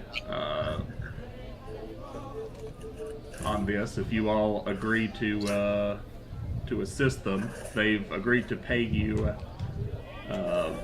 a medallion apiece for investigating the dragon reports. Oh. How much a piece? So one of the medallions apiece. Oh, I got you. That will let you exchange for magical items. 1 medallion for a dragon sure does seem like awful light payment. That's true. I agree, but I do not believe a dragon is actually there. I imagine these are just rumors. But just in case, if you do find a dragon and bring back its corpse, or just information that it exists there, we can come to further arrangements. How are we supposed to get a dragon corpse back? Are you going to give us a wagon? If a wagon's what you need, I'm sure one can be procured for you. Well, now, you see, son, I'm an old fella, and that's an I can awfully see. long walk. How you get there is not my concern. It is if you provide a wagon. He'll gesture towards one of the servants and say, "Take it out of my account and go retrieve them a wagon." I was sort of like, so it sort of becomes Strix's thing to like chill on my shoulder, and I'm just gonna like lean over and whisper to him, turn back smiling. What do you whisper to him? I told you he was dumber than he looked. Okay. So yeah, you guys have this dinner. A wagon is going to be procured for you. Does everyone agree on the terms? Being set out. Yeah. Would anyone like to talk to any of these characters that are around the table? I'd like to go introduce myself formally to Katrina. So yeah, she. So as you get closer, yeah, she's wearing this sort of raven feather cloak, and you see that she carries a large book with her, sort of attached to her side. What's the book like bound in? It seems to be bound in leather. It's not like something creepy like human leather or nothing? Not that you can tell. Okay. Can I make a perception check to be sure? Sure. Just, because I know what I'm getting myself into here.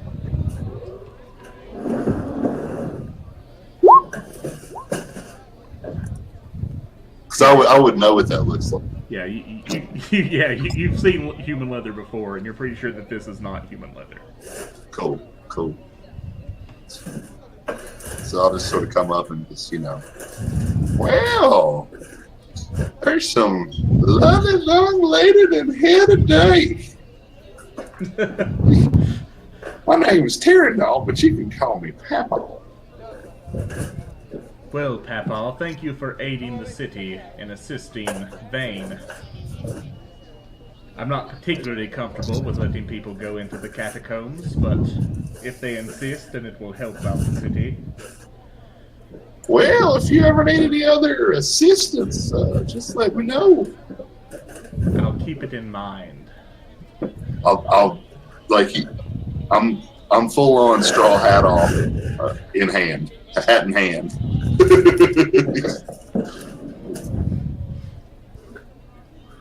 Yeah, she seems she definitely seems a bit cold,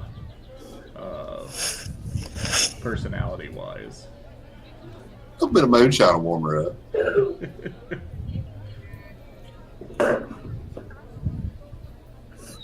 I just thought I'd, let you know if you ever needed anything at all. Come see me. I sort of wandered away.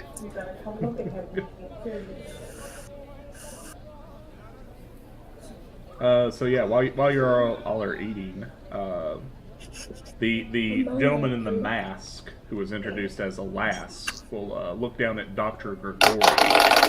We'll go, and what is it exactly you're a doctor of? My friend, I'm a doctor of, and he pauses for a little bit. You see, I help the unfortunate, my friend. Oh, you help the unfortunate. Well, you would definitely be of use at the Temple of Lathander, says the head priest of Lathander. Can I make a religion check to see if I think it's weird that a priest of or a cleric of the Raven Queen and a cleric of Lathander are both here? Yeah. Where my character sheet at? Aspelam, that's his name. Had to reload it real quick.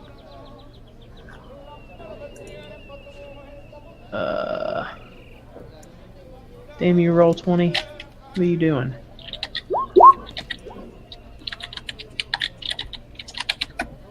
Yeah, you definitely would know that. Yeah, it's definitely a little odd. They, especially in the way they're dressed and carry themselves, they seem to be almost polar opposites.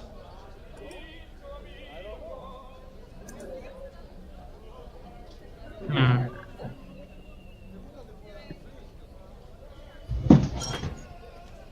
But yeah, at your response, Dr. Grigori, Aspelam will say that you could be of assistance to assist the Temple of Lathander. That's fair enough. You assist me. I can assist this church.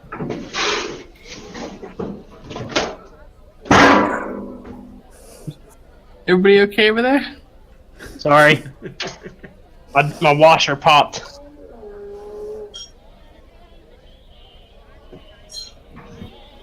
Could I talk to Elion about the Feywild Well, I just want to go strike up a conversation with him about the bridge. Oh yes, the Feywild. It exists on a separate plane from ours, but is generally a reflection of physical areas that it copies. So I want to kind of sum up what we did with Bop It and just kind of talk a little bit about that and ask if he might be able to send anybody over to look at the bridge to see if there's some sort of link there based on what happened in the town prior. Ah yes, that would be easy enough. Thanks. Get it done.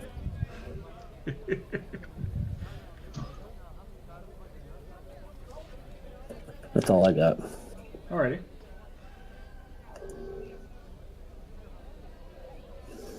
Kelladrey, anything you'd like to do in this meeting? I'm kind of just standing back observing. I'm a little unnerved by old Raven Lady over there. I'm kind of keeping. Roll me a Go ahead. religion check to see what you know about the Raven Queen.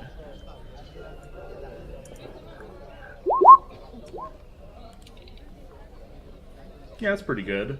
You know that the Raven Queen is a deity of the dead,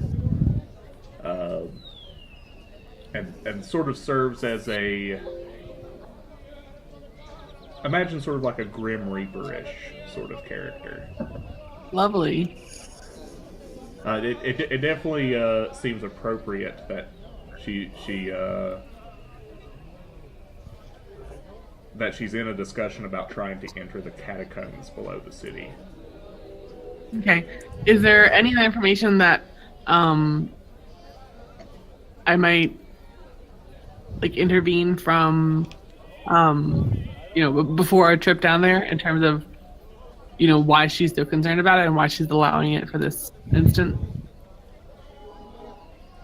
Well, you see, are you asking her that? Yeah. It has Why been I'm asking her why she's making special exception to allow us down there. It's specifically for Barmos's request. Times have been tough between us and the magical city of Vane. They've been restricting access up to their city and not being as communicative as they used to be. Mm-hmm. I was asked here to let them into the catacombs to ensure that things went smoothly between the two of us. Okay. Well, we'll do our best. I still don't turn my back on her. Okay, you just backwalk. Yeah. So yeah, is that everybody? I think that's everybody. So yeah, he'll tell you that the area. Let me pull that up. Yeah, of the dragon sighting he wants you to investigate is out here near the village of Hwyn. Will we have to travel all the way around? I know it's not terribly far, but can they get us passage straight across?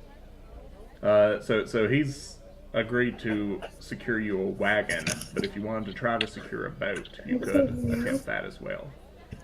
No.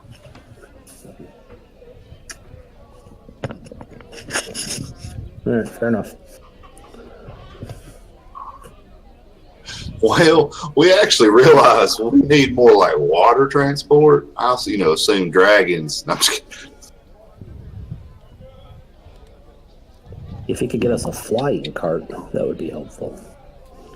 That is a little out of the question for the budget I'm working on with you. Thanks. He's not going to like us very much by the end of all this.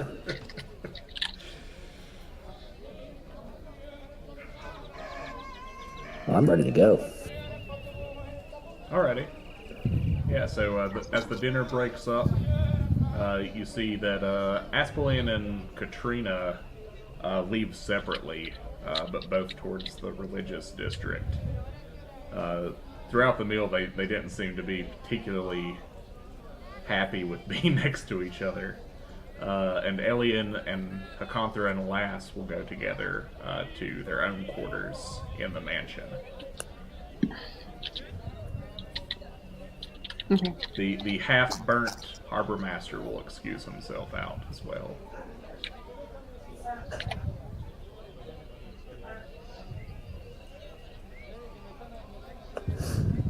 Does anyone want to do anything? Maybe the harbor master will get us.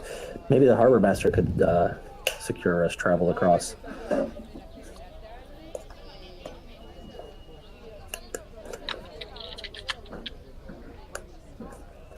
No. Nah. Yeah. Maybe. I don't know. Something you can try. We could burn him the rest of the way. You can burn the rest of the way. You're only half done.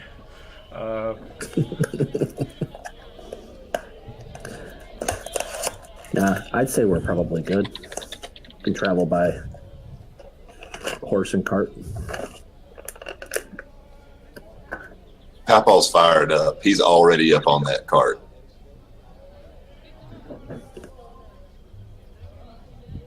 So is everybody heading back to the inn? Any other conversations you'd like to have, or anything you'd like to do while you're here? Well, we can head on back. Alrighty. As you get back to the Sad Butcher Inn, you see that a new but not particularly fancy cart has been purchased for you. It'll definitely allow all of you to ride, but it's it doesn't have any fancy trimmings to it.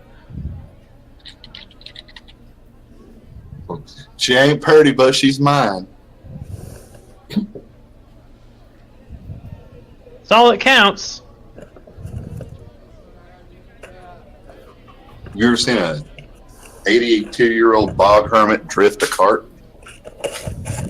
No, but we're about to, right? Pretty much, yeah. So are you leaving immediately? Are you waiting till morning? I'm ready to go. Let's go. Yeah. By the time you get back, it's about 8, 9 o'clock in the evening.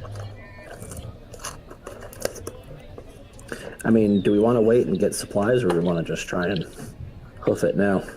Well, we How should long's probably it gonna have take to get there? torches, right? If we're going to catacombs. So you're not going to the catacombs currently. We're going to the dragon first, right? Yeah. So while they're trying to communicate with the dead down in the catacombs, they're sending you Gotcha. to basically look at another potential lead. Gotcha. To try to find 2 dragons that they do not know where they exist at currently. Yeah, through that Gotcha. conversation, you'd know that they know where the blue dragon is, that it sits in a town on the edge of dwarf territory, and the black dragon actually lives in the former dwarf capital. But they are looking for a red and a white dragon that were sent off at the end of the war, but they do not know where they went.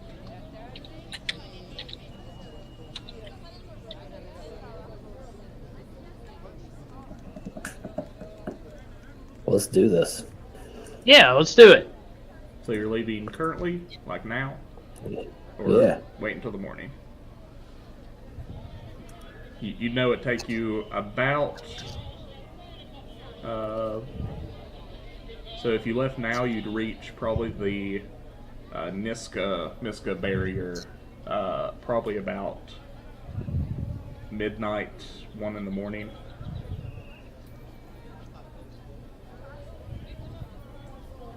Then we could stay there. And then do the rest of it in the morning and get there early morning and have all day. We would be spending a lot of bit of the time on the road in the dark, though. Are you afraid of the dark? No, Papaw's not afraid of the dark.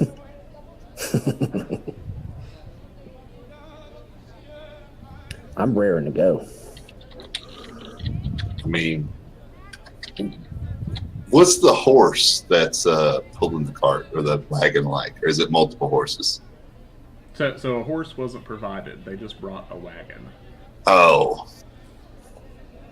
Is there a stable to horse. Is there a stable to get a horse? So you do know that Kelladrey has a horse that could potentially Right. pull it. But if I know her at all, she won't give it to us to pull a wagon. Yeah, and there's stables to the north of town where you could procure horses. What are you trying to say? Am I wrong?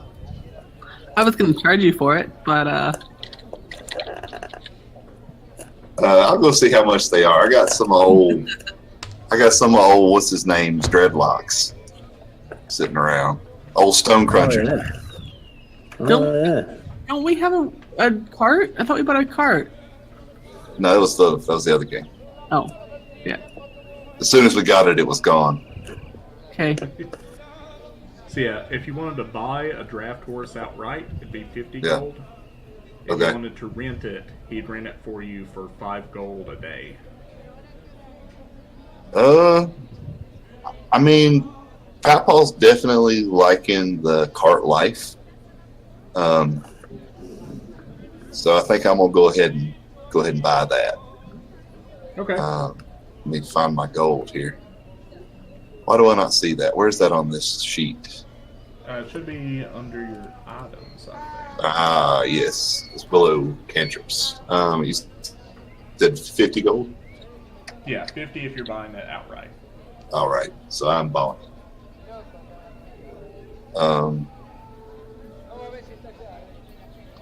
There is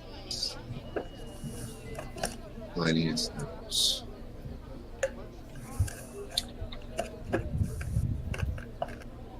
So, like, what kind of horse? So it's a draft horse, Yeah, but like, draft horse. Describe what you'd like it to look like. I mean, I don't know. A cool one. Or I can just do a generic. 4 legs. Yeah, preferably all 4 legs, not Yeah. sick and old. Yeah, it's Spinners. young brown stallion. Okay. You want to give It's it a name? literally how they describe Yeah. it. Are you sure you want to buy it? We're going into some crazy places.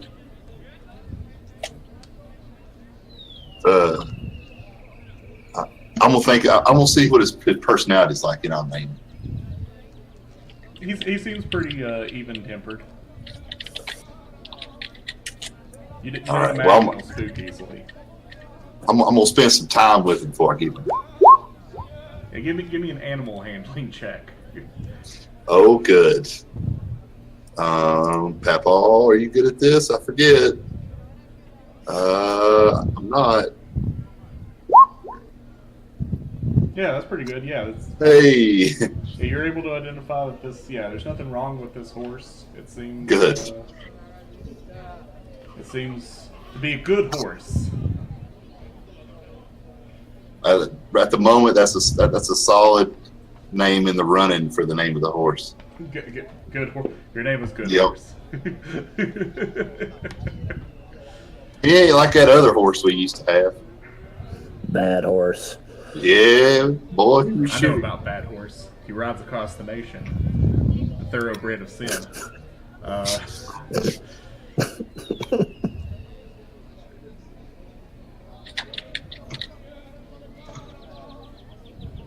So yeah, you procure this horse. Name it at your convenience. Okay. So everyone's leaving currently after procurement of horse. Hey, gotta get him all hitched up and we'll head out, I guess. Alrighty, Kelladrey, are you riding in the wagon or are you bringing your personal horse? I'll bring my personal horse. Okay, what's your horse's name, by the way, if you have one? No, but I will get one. No worries. It's just hard to do it. Hard to name a horse on the spot. I understand. Dog food. Everybody sets out. It's dark on the road, but you know you're pretty safe as long as you're in the human controlled area. Someone roll me a D10. I'm gonna name the horse Raven just to be. What? That's so Raven. Okay, yeah.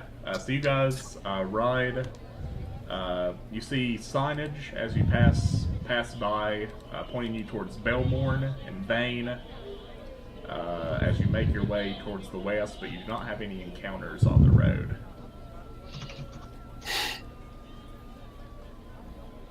And you eventually reach the... so as you're passing by the Temple of Mistra and head towards the sort of mountainous area, you find that the mountains on in this particular area of the world are extremely cliffy. They seem to be sort of stacked on top of each other in sheer cut. And the road is actually formed into what seems to be a clear-cut pass cut into the sides of these cliffs with signage, very straight signage sort of put in and pointing on the direction you need to take through these winding winding passageways through the mountains to bring you to the Miska barrier. Okay. So yeah, as you reach the barrier, it's about midnight, 1 in the morning, and you see guard patrols out guarding the entrance.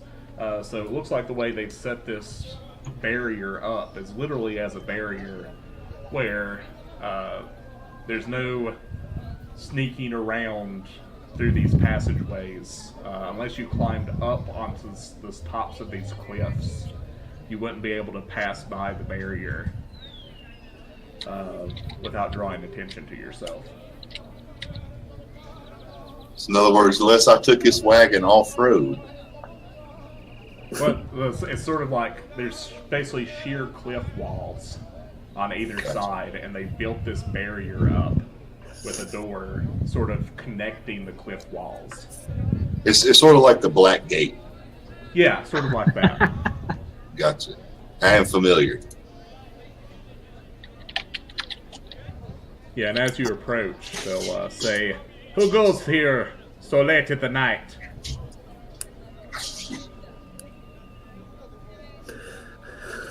Oh, it's Papaw. The champions of Maribia. Oh. Well, I have not heard of any champions of Maribia. But were you Yet. sent for? What brings you to Miska?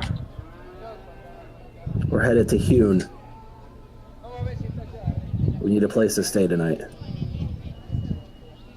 Well, I suppose we can find you lodging here. You seem like simple enough people.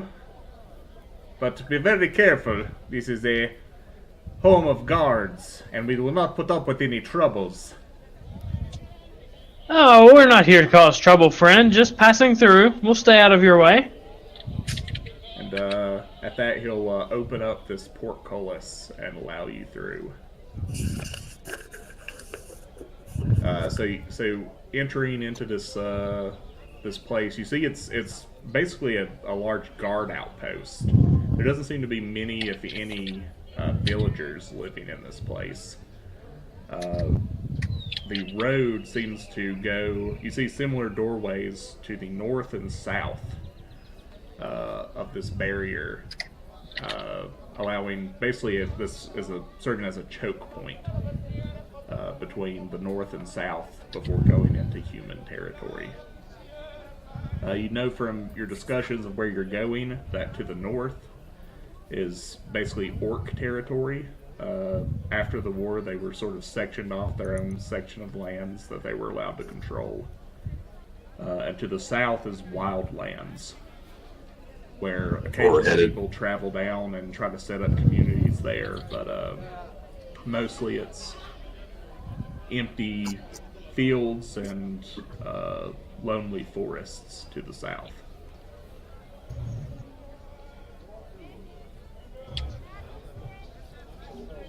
Just set up camp for the night and wake up in the morning. Yeah, and they'll allow you if you'd like to bed down in some of the empty guard shacks. Sounds good.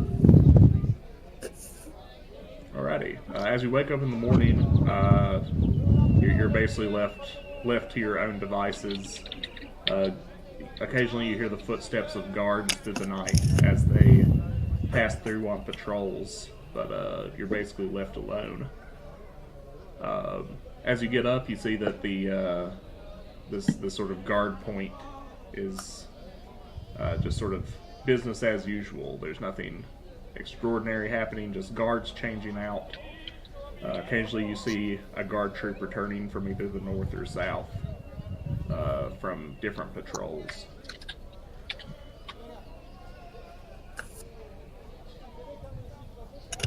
Should we ask around, see how business is up to the north? Make sure everything's okay before we go that way? Yeah. That sounds like good information to have. So let's find somebody who's willing to talk to us. So yeah, you look around and you talk to the nearest guard, whose name is Farrand. And he'll tell you that orc territory, basically the guards just patrol the cutways through these mountains to make sure they stay clear and easily accessible. He says that Hwin, which is where you're heading to, has a lot more half-orcs than regular orcs. It's sort of a hybrid community, where if you were to go directly west to the town of Debub, that's where you'd find a lot more purebred orcs. And they say that most humans aren't welcome that direction.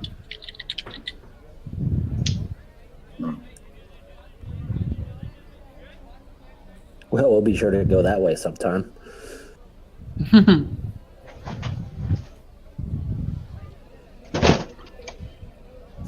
All right, I'm ready to go. Let's do this. Alrighty. We should. Gotcha. I was gonna say we should sleep the night though. Yeah. Yeah, you guys sleep the Oh, night.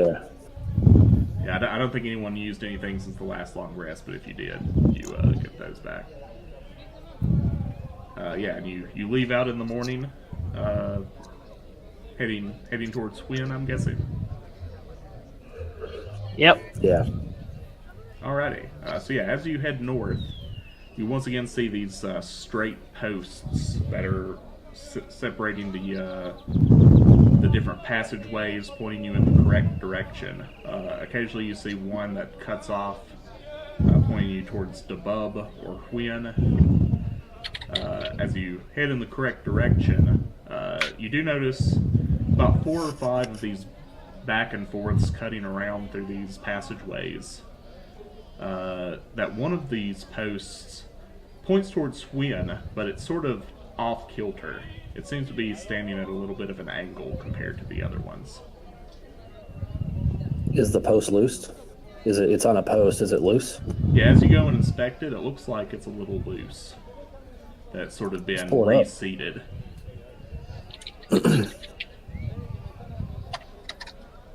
Who wants to pull it up? I wasn't trying to do it with my back. I'll try it. I'll try and pull it up. My friend. Yeah, and you don't find it very hard at all. It looks like it was hastily pulled up and moved. So it's just out of the ground now. There's nothing interesting. Is there anything in the bottom of the hole? You'd be able to tell from when you pulled it up that it's been moved to point in a different direction than you should have been going. Oh, good. So, Interesting. can I send out Strix to sort of see how far off the path we've gone? Yeah, as Strix flies up, he sees that you're on the correct path, but he sees movement towards the direction this post would have been pointing you towards. Ooh. So, in other words, we didn't go wrong, but a bunch of people did. Or they're setting up for us to intersect. It's a trap. Yeah. It's a trap! It's a trap! So, can like send him out to sort of see where those tracks go and who's around and what happened? Yeah, as he flies a little slow, he sees that there is a camp of kobolds setting up in the cliffs. About how many? You'd guess about 7 or 8 of them are setting up an ambush ahead of you. Let's go in get the 'em. direction you could have went.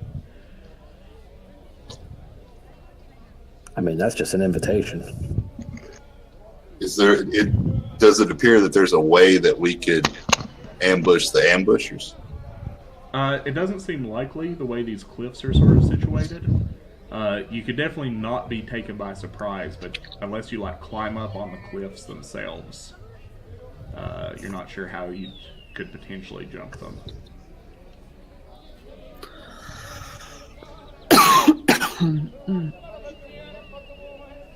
But he'd be able to tell you that if you go to the north instead of sort of the northeast that this sign was pointing you towards, that would take you out towards Wynn.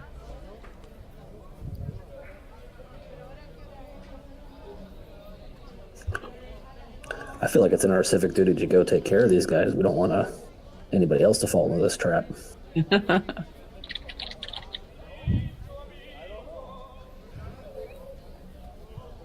Is there a way we could use the wagon as a distraction? Yeah, you could do that. Like, so in other words, like if everybody else gets off the wagon and I come in hot and heavy, and as they come off the cliff to get me, y'all hit them in the side? You can certainly try. Sure. Sounds like a plan. Yeah, Let's do it.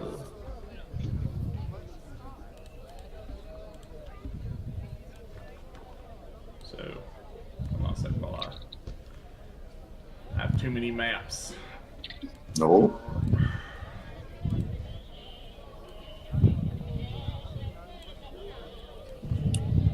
Hey, Papaw, why don't you go check out that alligator? Here we go. That's the black one. Papaw don't play with big reptiles. Alligators, dragons, any of that stuff. He's okay with frogs. Frogs are cool though. If you look at his art, there's a frog in his backpack.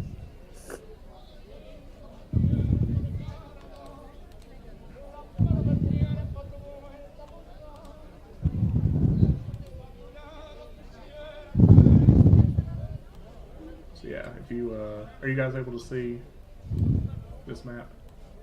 Yes. Gotta zoom out, but yeah. Oh, I zoomed too far. Oh, that one looks fancy. That's what's known as alpha target. So yeah, this is sort of the setup that's described to you. And yeah, it's about 20 feet up these cliff sides. Yeah, and all of you guys are down here. I'm on the wagon.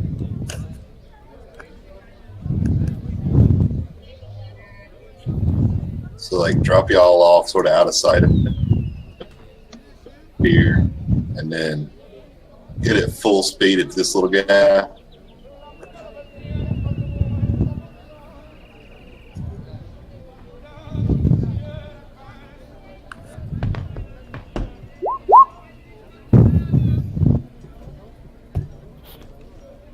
Well, since Jason's going, I say we all vote that he drive the cart.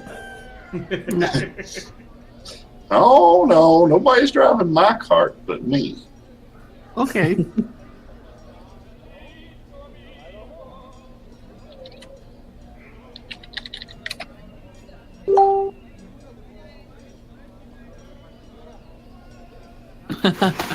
Okay.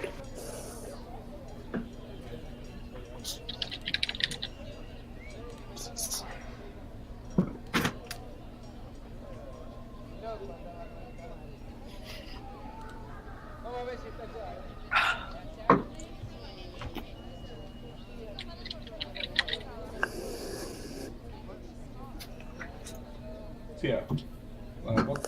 What's your guys' plan exactly again? So I don't know what everybody else's plan is, but drop everybody off back here, sort of out of sight, and then get old horse to be determined, worked up into a big old lather, straight down the pike at these two fellers. And as these guys and these guys get distracted and come after me, everybody else hits them in the rear. Or that. You also cast illusions. I was looking at range. All right. Okay. Yeah, I like that plan. Like, what's on down the road? There's not anything I'm going to, like, run into going full speed, is there? It seems to end at a dead end about 40 or 50 feet past the kobolds. So I'm going to have to, so in other words, I'm going to have to drift it around.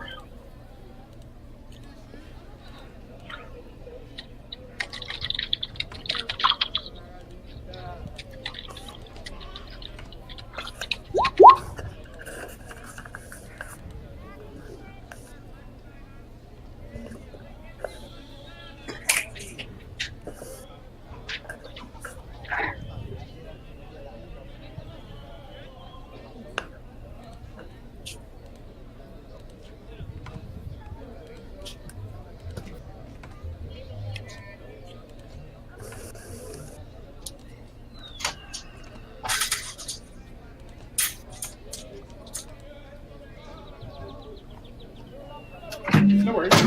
So yeah, does that sound good to everybody on a plan? It's Sure. a plan, all right. Alrighty. So yeah, Papaw drops you off, and so are you trying to run down these two, or are you just trying to scatter them? How wide, like, is the wagon on the scale of reference we're looking at? You'd be able to fit it through. It's about 10 feet across. I mean, like, as far as, like, could I get one with each wheel, or should I target one? You imagine it'd be easier to target just one of them. All right, I'm gonna aim for the boss man then. So the top one? Yeah, the one in the armor. Okay. So yeah, Papaw, you jump on the wagon and dash it down. As the kobolds see you coming, they sort of draw bows out, but you're going. Give me an animal handling check. All right. Actually.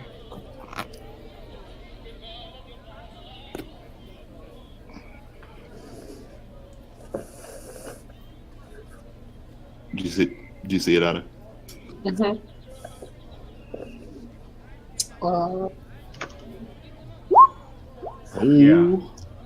Yeah, you're going way too fast for them to react to. And you just barrel through into this kobold. And you recognize him as you get close to him as Mopay, the kobold you had met before. Yeah. Excellent. So give me a D10 plus 5 damage. He owes us a bedroom. Let's see.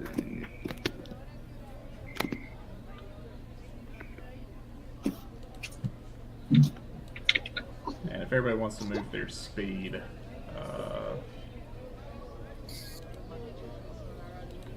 Can I hit him with the staff as I go by? sure, why not? If everyone wants to be able to move, you can move your speed into this combat arena before we roll initiative.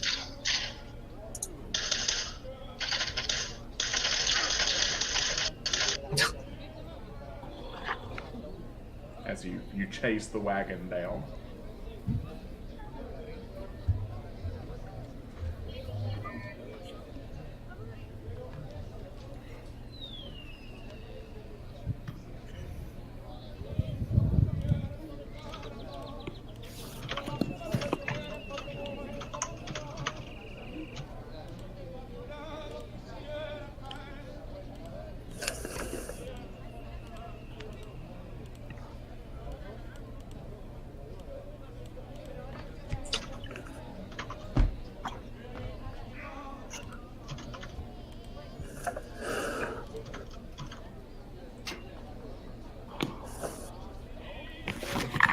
never remember.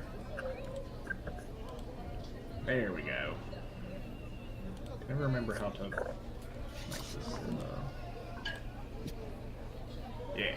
Yeah.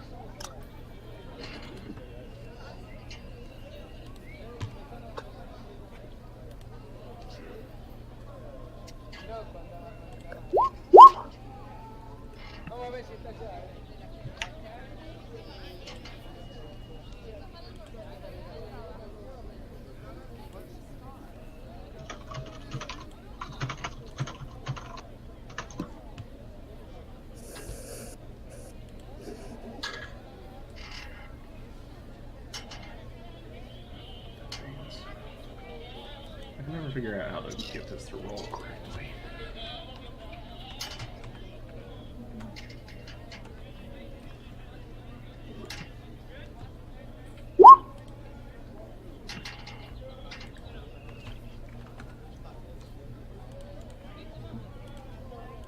It should work if you select them.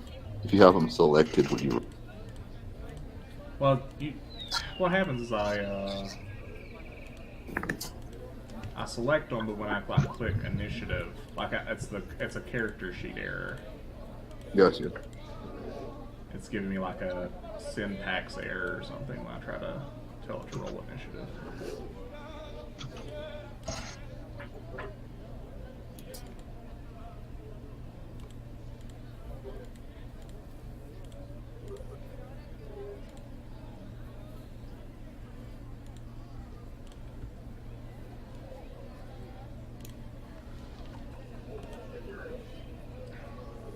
How does Strix's initiative work? We'll just sort of hand wave him that he stays out of combat for most of the time, unless you want him in combat. Okay. So he just finds a safe place to perch. Gotcha. Because I know he has like flyby and a couple of like falls. So he has flyby. He can do, but he can only do 1 damage. If you look at his character sheet. Ah. Ooh, Jason. Huh? That sweet, Caught you sweet napping. initiative. Just taking my time, my friend.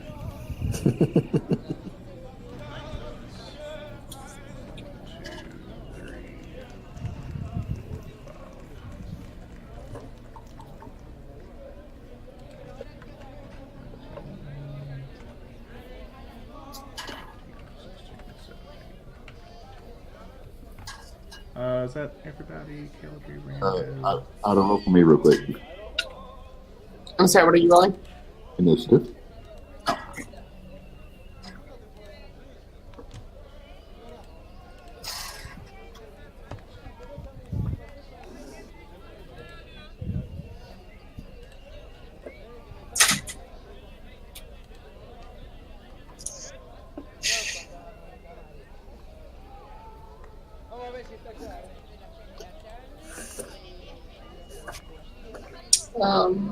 That's the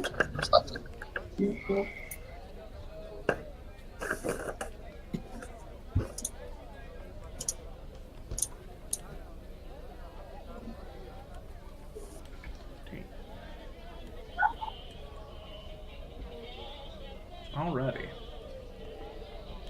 So starting off will be one of our kobolds up here in the cliffs.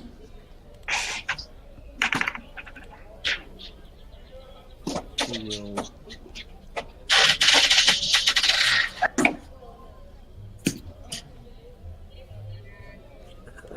attack with a sling. And yeah, Papaw. It's 14 hit, Papaw. He's going inside. Oh. Yes, I believe my armor class is 13. Huh? I believe my armor class is 13. Your No, yeah. armor class is 15. Yeah, so a sling swings by your head. Next up is this kobold that was down on the ground level. And it will do...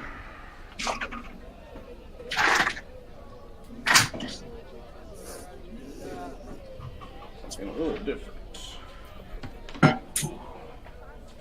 So you see that this kobold, the one standing next to the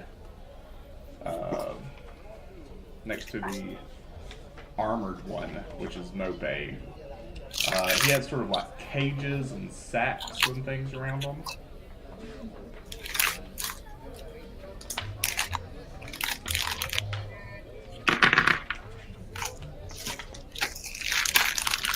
I can find my page.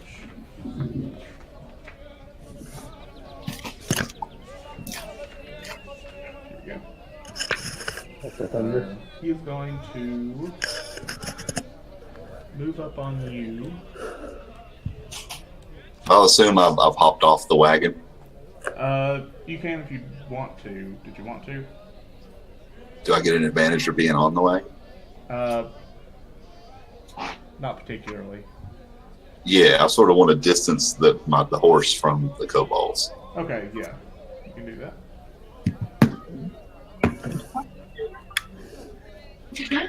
Look strong.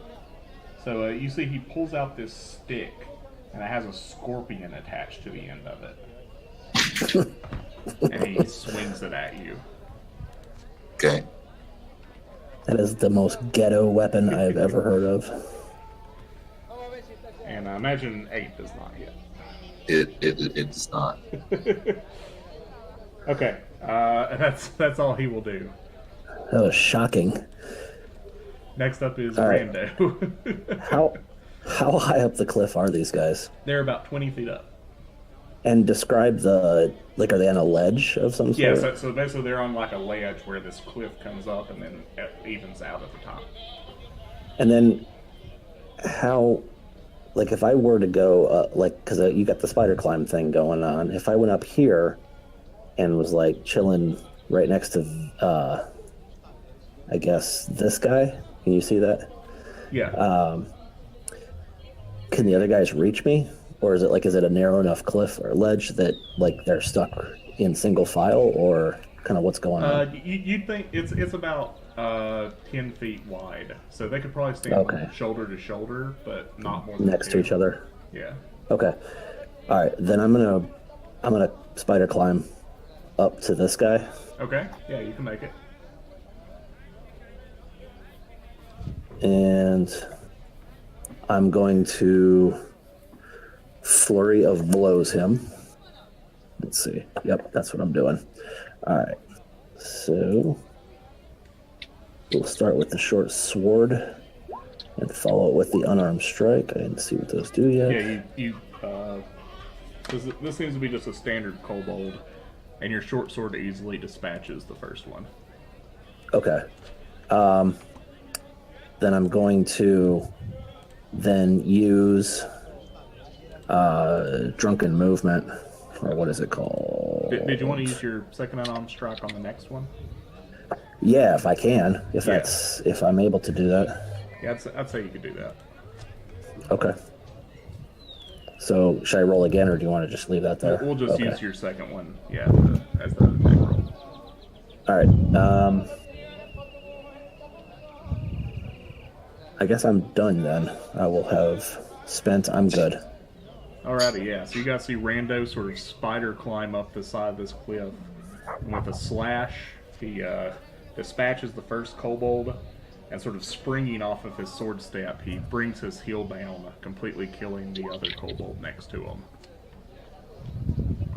Next is one of the kobolds on the other side, who will fire at the first intruder he saw, and is gonna miss. So a wild old man on a horse. Yeah. That one might hit you. So yeah, you take 3 bludgeoning damage from one of them. I don't see the roll. What was it? It was a 21 to hit. Yeah, that'll hit. And then a 19 to hit from the third one, which will be Yeah. 5 damage. So 8 overall. So- You still alive? Yeah. I'm good. So yeah, you take I'm not happy, but I'm good.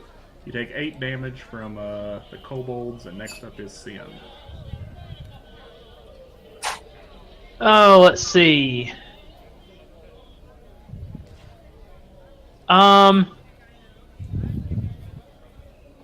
Sim's going to just move up a little bit, and then I guess what he's going to do is he's going to speak into the mind of one of the kobolds and tell them to flee. Which one is he doing that to? I guess the closest one on the right-hand side from the direction he's facing. Okay, yeah, that'd be this one. Give me an intimidation check.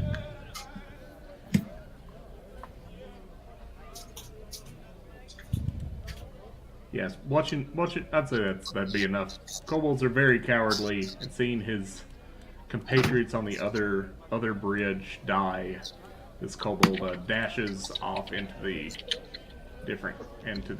cliff walls. So we'll just say he is out. Anything else you'd like to do? No, I think that's about it. I'll yell, "Flee, coward!" as he runs away. Alrighty, next up is the Papaw.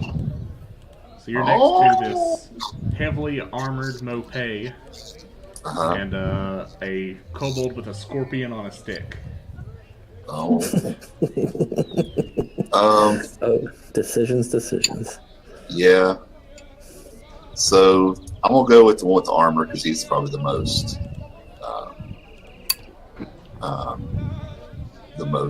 biggest threat, we'll say. So I'll spend a key point and actually hold up. So I'm trying to remember how. So I'm make an attack on him, and then I'm gonna spend a key point and do flurry of blows. So I get 2 unarmed strikes as a bonus action after the first attack. So the first attack have to be unarmed, or can I use my staff for the first one? You can use your staff. Okay, I'll hit him with the staff for the first one. 20 to hit, 12 bludgeoning damage. Yep, that connects. And then a 9 to hit and a 19 to hit. Yep, both of those hit. And that's 16 altogether. Yeah, and he's looking pretty bad already. 14, and then that's 26 altogether. Yeah. Yeah, he's not dead, but he looks...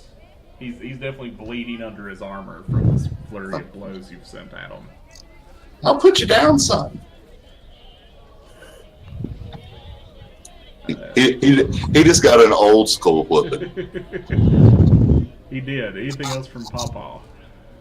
Well, that was my bonus. I can't do anything else, right? You could move, technically. Nah. Okay. And next up is Mopay. And it will...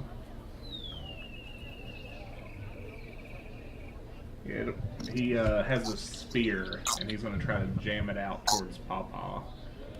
No.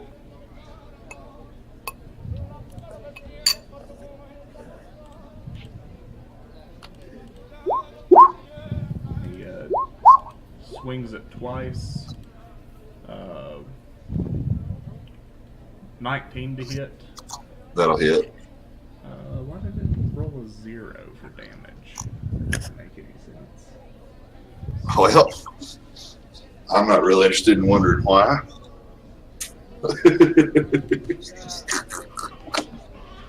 Yeah, the second one doesn't hit, but the first one Yeah.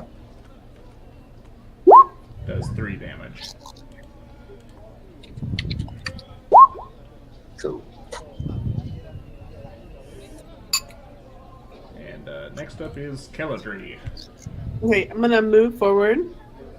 Obviously, since we're here. Has this guy right here been mind tripped yet? No. Yeah, he's just up there with a sling. Okay, I'm gonna run up towards him and quarterstaff shillelagh him. So he's up on a cliff. Oh, can I reach him or no? You could. You'd have to give me an acrobatics check to make it up the cliff, though. Why not? Yeah. So it takes you a little bit of effort, but you do manage to get up to the top. And yeah, as you get up there, you see this kobold with a sling at the ready, and you swing out with your shillelagh, and he goes to the ground. Yay!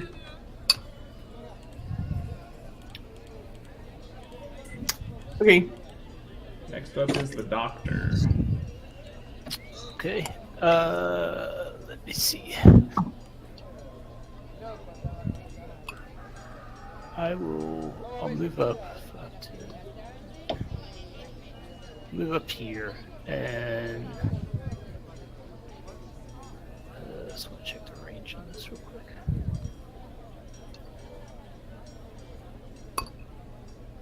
And I will cast I'll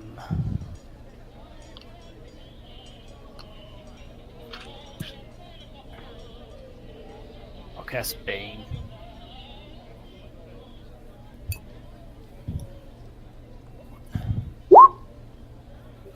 Alright. So yeah, I'll do the 3 remaining ones. Okay. Yeah, and they don't have to save against it, they just get it right. They get charisma at DC 13. Charisma.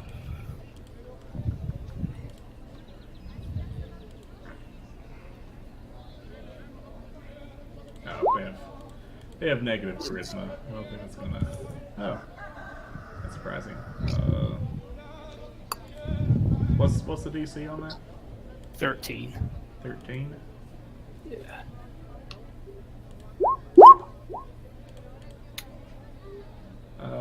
So surprisingly, 2 of them make it. Mopay, however, fails. Alright, so yeah, he'll just take a minus D4 on all his 20s. Yeah, I put a little heart on them. So we Okay. remember. That's it. Alrighty. Next up is the last kobold on the cliff, and he's going to attempt to run. So we'll move his distance this direction.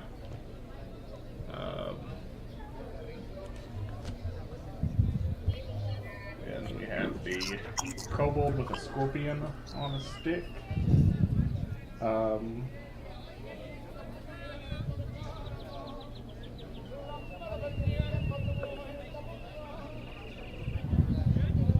he's going to take a small basket off of his back and throw it. Throw it here. And you see as this basket hits, a swarm of centipedes comes out of it and sort of just rides there on the floor. And that is going to be his turn, and it is Rando's. Did this guy actually make it that far, or is he... He moves his speed, which is not far. Actually, not that much. 60 feet. Alright. You could catch up to him if you wanted. I'm thinking more Mopay, but I want to avoid the centipede problem there in the middle. So I'll kind of run down the cliff and towards Mopay. Okay, yeah, you can do that. Kind of avoiding this nonsense in the middle. Yeah, using your spider climb, you can avoid coming close to those centipedes. And I will attack the bejesus out of Mopay.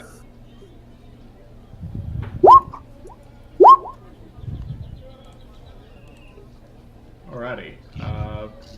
So that will kill him. You feel free to describe his death if you're going for the death.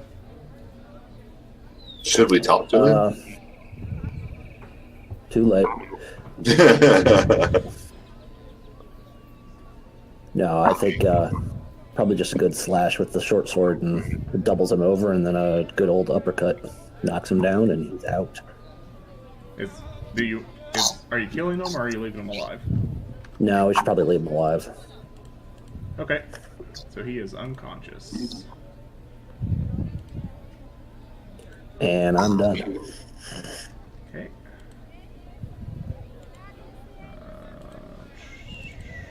And that just leaves the inventor. So Sim, you are up. There's only one kobold left standing.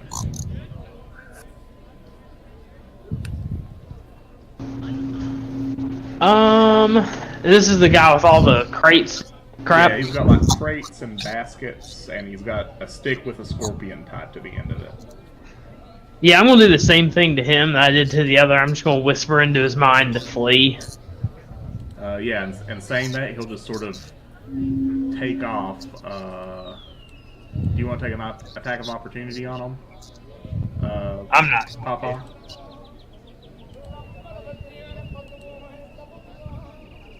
Twiggy? So I'm sorry, your voice kind of cut out there. So the kobold is fleeing. The conscious kobold is fleeing. Do you want to take an attack of opportunity? Yes. Okay.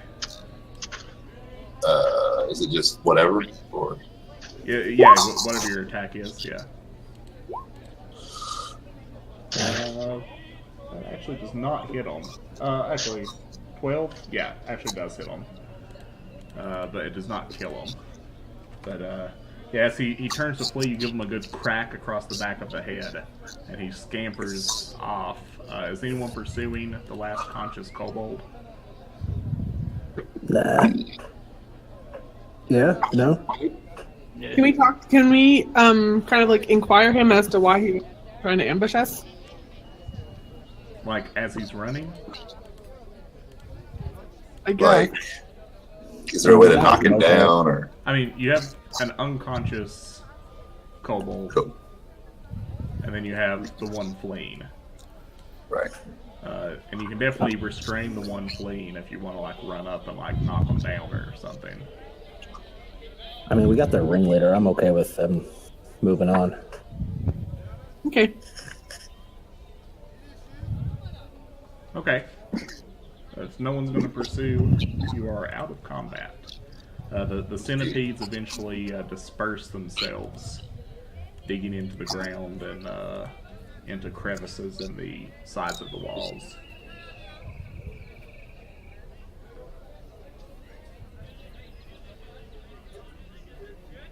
And you have an unconscious kobold and are free to do as you please. Tie him up and toss him in the wagon. Man, I like the way you think.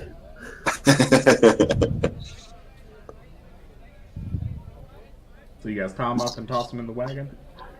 I think so. Okay. Yeah, you can do that. Do you leave his armor on, or do you leave that on him? Can we take it off and check it out? Yeah, it's made for a kobold. You imagine Right. a halfling or a dwarf could potentially wear it, but it's heavy armor. Or a gnome. Or a gnome, yeah. So, If you wanted to wear heavy armor, you could potentially fit into it. the heavy armor monk. Yeah, right. Yeah, it's Alright. plate armor. Ooh, we could save it and sell it.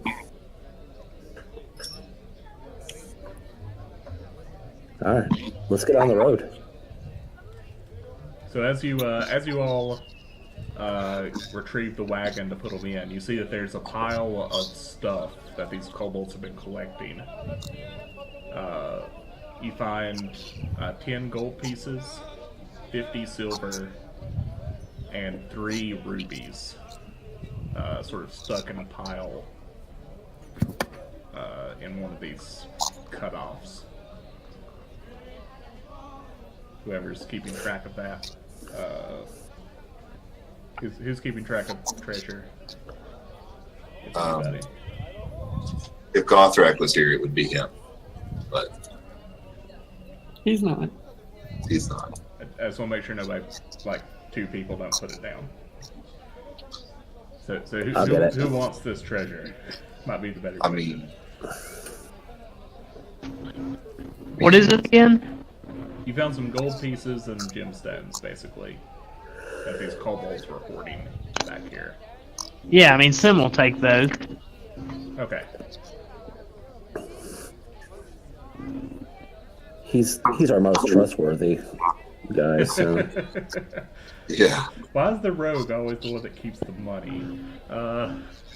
So yeah, you guys have dispatched the kobold ambush and now have a unconscious kobold in your cart.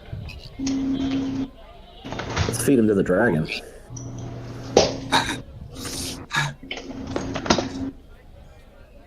Where would you like to go? All right. Well, I guess back up the road the way we were supposed to be heading, right? Yeah. Alrighty. Let's set the. We should probably set the sign up so it's pointed correctly. Okay. Yeah, you can do that. No, we mess it up worse. Just have it pointing the opposite direction. Yeah, you guys set the signpost up right, and yeah, make your way back towards Wynn. As you guys are clearing the mountains, you come out, and you find yourself in sort of a grassland area that seems to be narrowing off into sort of a swamp-like area. And you see this sort of community set up. It seems to be a fishing village. Not many houses, you guess maybe 10 to 20 at the most. And you see fishing boats out in the waters around the village as you approach. Mope wakes up and goes, where am I? Oh, you're with us now, friend. Yeah. He sort of looks around and has his eyes grow in panic as he sees you and goes, "Oh, my old friends! What a coincidence we are to meet this way." You're Friends indeed. There seems to be a misunderstanding, though. I'm a bit tied up. Perhaps you could let me go. Perhaps you could explain why you were setting up to kill us in the cave and setting up to ambush us here.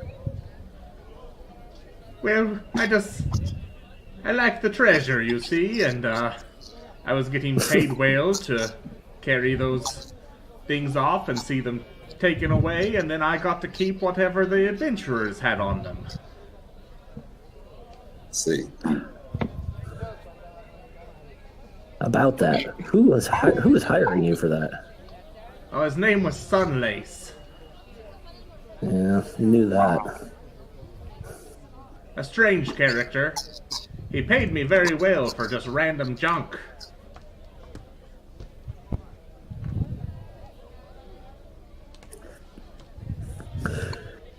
Well, you're gonna help us hunt down this dragon, so let's get on with it. Ha, there's no dragons in these parts. You hope. You're bait if there are. He doesn't really have a response to that and just sort of like wiggles in his bindings.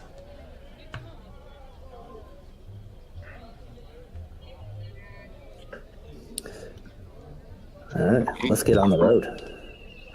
Yeah, so you guys by this point are on the outskirts of this fishing village. Seem to be fairly roughshod made buildings. You see there's a few humans, maybe 3 or 4. A few different orcs, you'd guess maybe 7 or 8, and a few half-orc children, teenagers, and adults wandering around. You'd guess there probably isn't more than 30 or 40 people in this village. So we could take them? Oh, Yeah, you believe you can take them. They seem to be mostly fishermen, or working on the docks, cleaning fish and preparing them to ship out.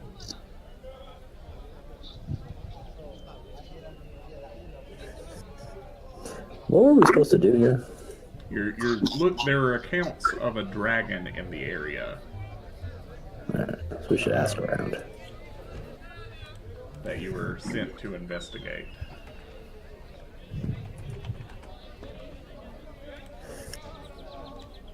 Should we just start asking? Yeah. So what are you asking around town?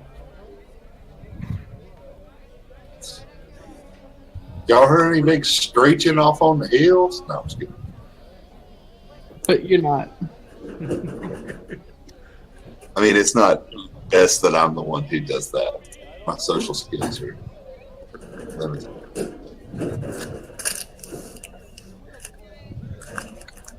I think that's a job for Sim. Sure.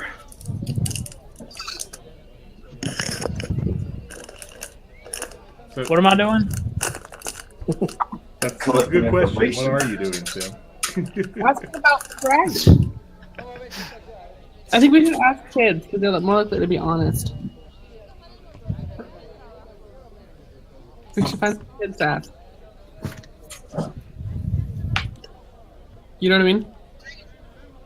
Do that involve a press gang into the Navy. So your party definitely gets looks from the local fishermen as they see you coming through. They're not used to seeing non-orcs in this area.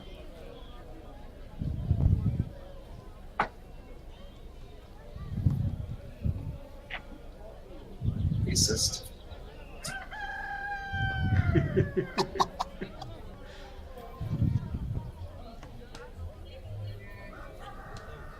Eventually, one of them approaches you. Goes, "What are y'all doing in Hwyn?" And where?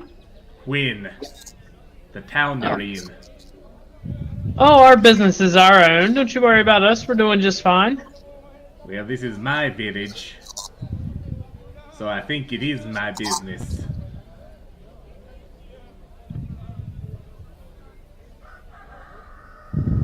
Oh, we're Well, just in that case, yeah, we're just investigating reports of a dragon. You see. Oh, you must mean Korgak's dragon. Oh, possibly. What do you mean? Some half-orc kid moved out to the swamp and claims there's a dragon out there that he's tamed.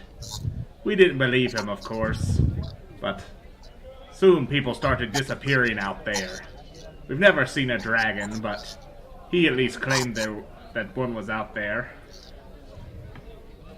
Where is this kid now? He lives on the island now. Worries his parents to death. Living out there in the wilds with all those frog people.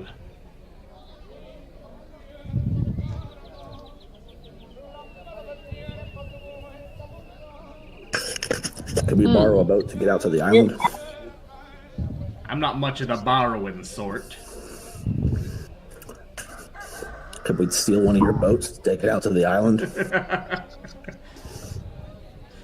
You could definitely try to steal a boat. It looks like there are workers all about. I feel like we could rent. I feel like fishermen aren't known for being rich people. They are not, and yeah, none of these people look particularly wealthy.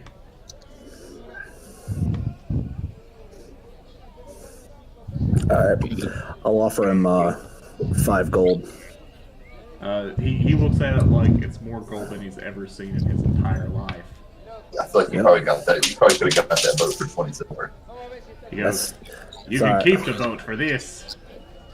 You can buy the boats. We probably could. We'll take your biggest boat because we're gonna need to. I don't feel like traveling back. We're gonna, by road. Well, you won't be able to take our biggest boat on the high seas, but you could probably make it up to Maribia if that's where you're trying to get to. And he'll With a wagon and a horse. He'll gesture over to one of the other orcs, and they'll show you this sort of skip boat that you imagine you could probably, if you untether the horse and have it stand separate, you probably could fit everyone on it. And done. Well, Now boat's we just need yours, some- travelers. Now we just need some slaves to row it. A silver a day to row us. I think I'll be better pet to fishing, but I imagine I could get you a few boys to row the boat for you. And yeah, he'll find four men, or three half orcs and one orc, all willing to work for a silver a day to row your boat.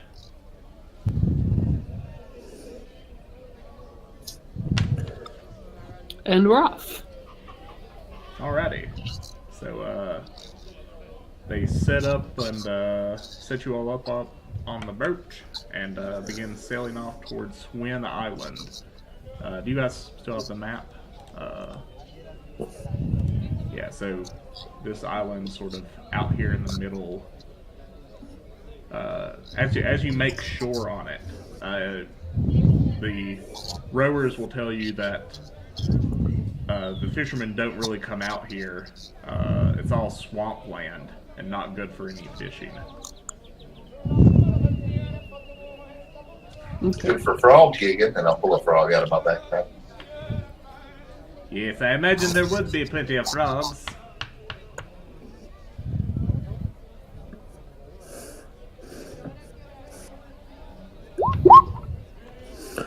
Alright. So where does that kid live? They'll tell you that he lives somewhere in the swamp. They don't know exactly where, but they imagine if you just sort of walk through the middle, you'll eventually run across him. How big is the island? It's a couple of miles across. Is there any? There's no towns, villages. Just a kid on his own. Yeah, they'll tell you. Yeah, nobody comes out to this island because it's just swampland. It's sort of like in the middle of a lake and sort of sunken down into it, where just in segments there's dry land, but not really enough to ever grow grass or build a building. So could I send out Strix to help see if he can spot a little boy or a dragon? Yeah, you can do that. Yeah, so Strix takes off to the air and spends probably about half an hour circling the island before coming back down to you. And he'll tell you that there appears to be some sort of structure, like a hut, in the very middle of the island. Well, boys and girl, I found the hut. Well, let's get on over there. So yeah, give me a who's leading the group through the swamp. Well, I was going to say briefly before we leave the boat, how sure are we they're not going to row themselves back, stealing our wagon animals? I'll kill their whole town. But you're gonna have to swim back to shore to do that. Yeah, that's a good point. Like, Sea turtles. is there like a leader of the group of the rowers? Somebody who's a little more trustworthy? The orc doesn't seem more trustworthy, but he seems to have the authority over the other three. So I'm gonna come at him straight on. So how can we be sure you're gonna be here when we get back? Well, assuming that you're paying us, we're not going to be going anywhere until we get our money. That's a fair enough decision. See that the horse is fed and taken care of. I look like a stable boy. No, but you might have a guy among your guys who can. I guess so.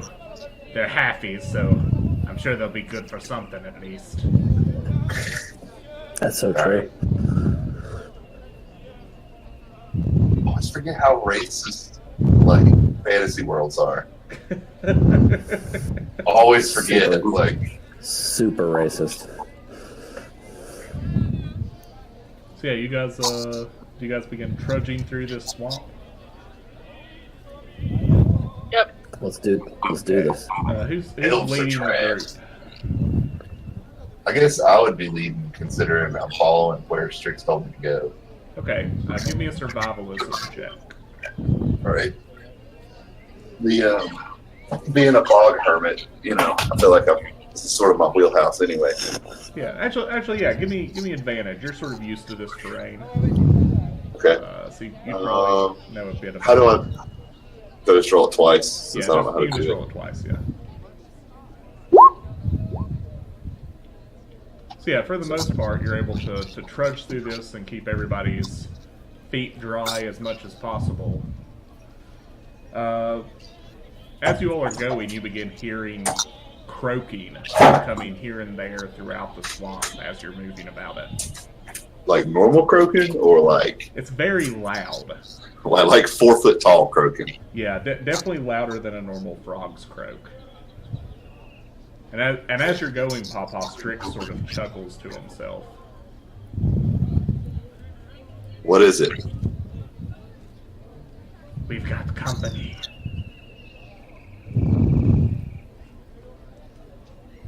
Well,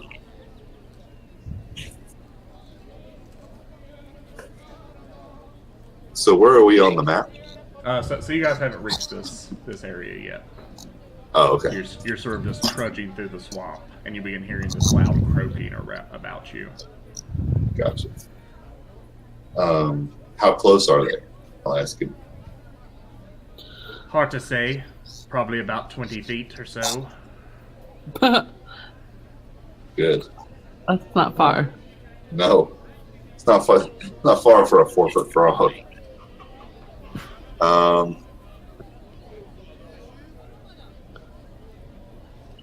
Hey guys, we got company.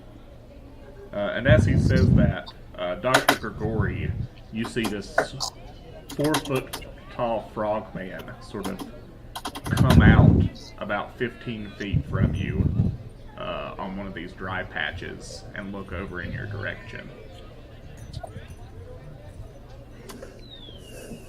Ew, did not expect to see this.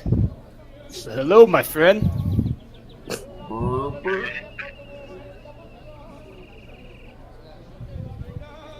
Yeah, it just responds with a frog's croak. So, Strix has this the level 1 spell, like comprehend languages. Can he understand them?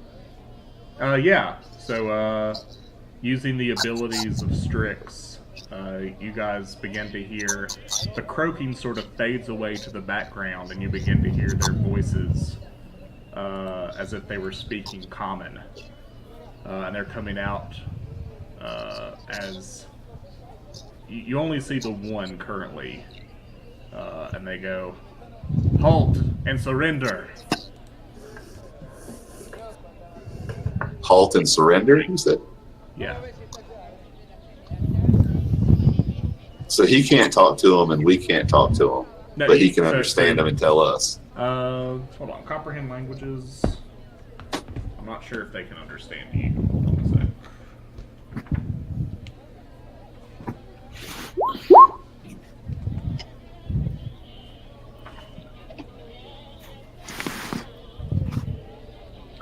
For the duration, you understand the literal meaning of any spoken language that you hear. You also understand. Yeah, so they are not able to understand you, at least that you know of. But you can now understand them. Gotcha. So everybody stop. So just in the case they do speak common in some way, just be like, well, so I speak common, elvish, and sylvan. First, I'll sort of, yes, I speak common, elven, and sylvan. And I'll say, I yeah. doubt they understand any of that. Yeah. It's worth a shot. Kelladrey, give me a nature check. Okay.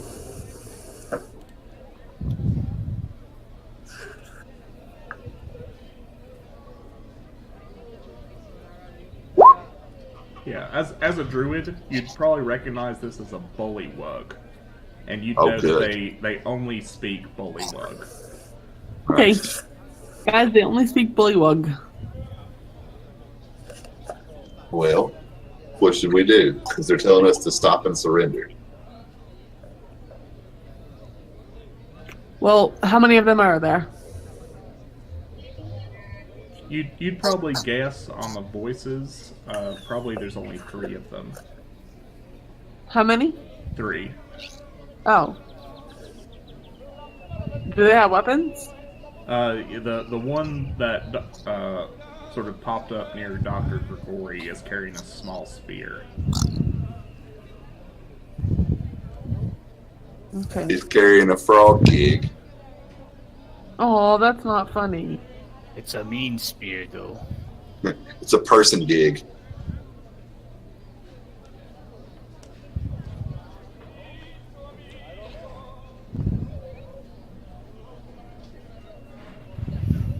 What do you guys do?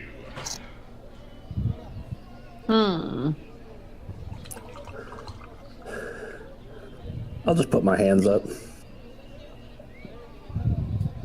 Okay. I guess it's be unified. Okay. Feel like if the only language they speak is Pollywug, they're gonna go put us on a cook fire if we surrender. They can try.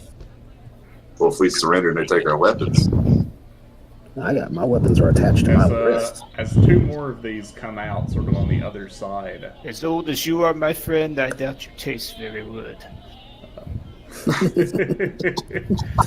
As two of these come out on the other side, you hear them saying, "Take to leader." are they coming to grab somebody? What now? Are they coming to grab somebody? They're sort of keeping their distance at the moment. Oh, they used to grab the leader. No, they're saying take to leader. Oh, take the leader. Okay. Just sort of nod, like follow him. Okay. Is everybody following suit? Let's go. Sure. So yeah, these bullywugs, one in the front and two in the back, sort of guide you through the swamp. And as you get deeper down, you begin to hear more croaking and what sounds like drums. And you're eventually brought up to this scene of a small hut surrounded by bullywugs just sort of sitting up on different dry spots of land, drumming and croaking in song. And what seems to be, you'd probably guess a 15 or 16-year-old half-orc has sort of set himself up in front of this hut, sort of lounging back. Mm-hmm.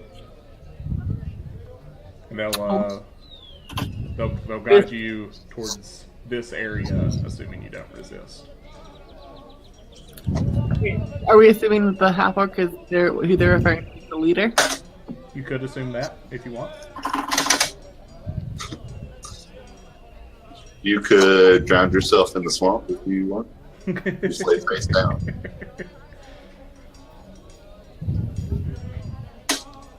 But is everybody just sort of going along with them? Sure. So yeah, as they bring you to this dry section of land, the three bullywugs that brought you will join the others in the drumming and song. And the half-orc will go, "Ah, who is brought before me by my loyal servants?" Who wants to talk, guys? So, we learned his name in town, right? Yes. Yeah, you know his name is Korgak. Korgak, we understand you have a dragon. Oh yes, you've heard of it. It's the most magnificent dragon. Have you come to pay patronage? Yep. Sure. He says while he loosens his sword in the scabbard. I mean, let's not forget this is a 15-year-old kid. If we need to bully him to get what we need, we can. So as you're sort of listening to this bullywug song, you hear them start saying, "Food for the leader, food for the leader." Good. Well, what do you bring me then? A kobold. did you bring Mopay all this way? Heck yeah. We can go back and get him. It just take a minute. No, we'll see if you brought him with you. And what do you expect me to do with a kobold exactly? He's very ingenuous. I should have my dragon eat you just for the impudence. Don't think that's gonna happen there, Bubba. Do you doubt that my dragon could eat you? 100%. He'll sort of stand up and go, "You aren't the first ones. Others have came, and I've showed them how much my dragon can do." Okay. He'll sort of just Sounds good. stand on the shore of this dry section of land.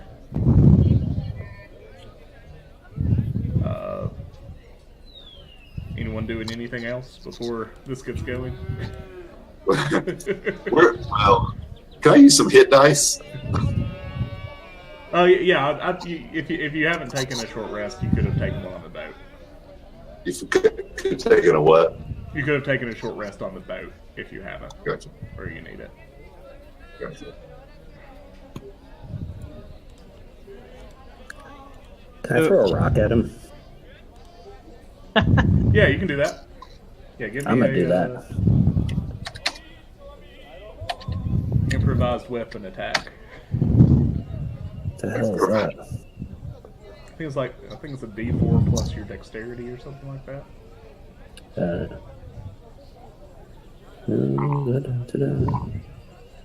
D4? For damage. Oh, okay. And it's your dexterity to hit.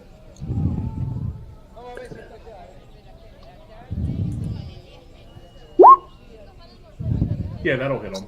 Yeah, and you just hit this kid across the face with a rock. Rocked him. He goes, "Fine, you've sealed your own fate. Come, my dragon!" And you see this rumbling of water behind as this large frog-like creature erupts from the water. That is not a damn dragon. I don't like the look of that. I'm going to start like whispering into the mind of all the frog creatures that he is a false leader and he will feed them to his dragon next.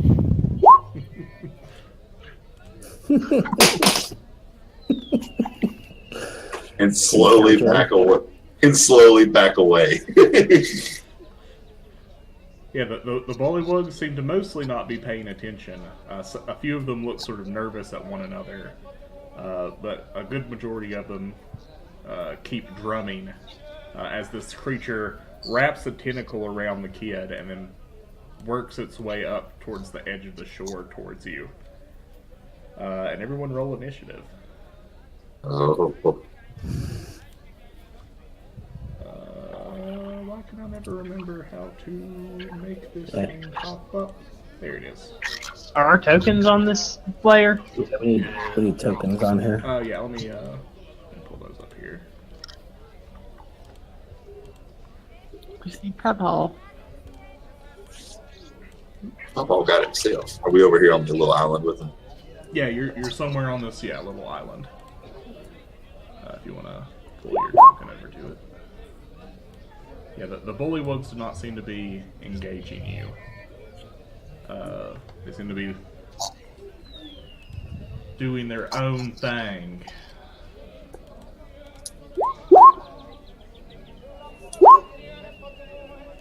Pawpaw's ready. Why is my token not coming out? Yeah, I'm not seeing mine either. So if you go to journal, you can drag it onto the field. If you just click your Yeah, name. it's not working. I'm gonna try to pull you on. Let's see. Ah, there we go. And then I need mine as well, sir. There you go. There we go.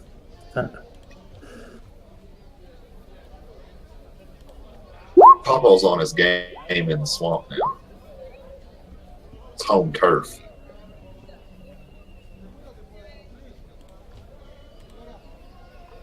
Let's see. Get this thing to 20,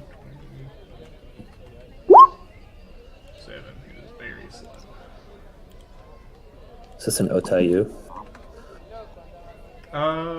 roll me a nature check.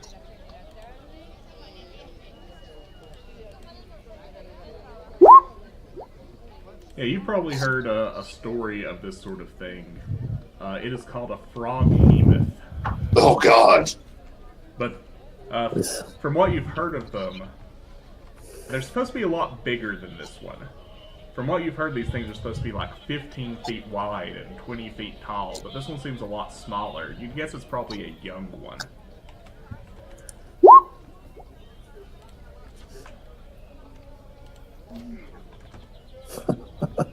Frog Hemoth miniature is hilarious. Mini froggy. You said this one's how tall? This one's probably about half the size you think it would probably could be. So it's 5 feet wide, 10 feet high, not 20 feet. It's about 7 feet wide and yeah, about 10 or 15 feet tall. How many hit points does it have? Oh, the Bullywug miniatures are hilarious. Okay. And Rando, you are first up. You see this frog hemoth has picked up this kid and is staring hungrily at the party. Alright, let's rush over here. Is he picked the kid up? Yeah, he's sort of like held aloft in one of these tentacle arms. Alright, I think I fought this boss in one of these games I played recently. Alright, so I can kind of attack this gelatinous mass of frog creature. Yeah, you can definitely attack him. Alright, so I'm going to do a short sword strike, and then I'm going to have to do a flurry of blows afterwards. So we'll start with that guy. That's not good. Let me switch the music really quick. That's a natural 1. That's not going to hit. +6.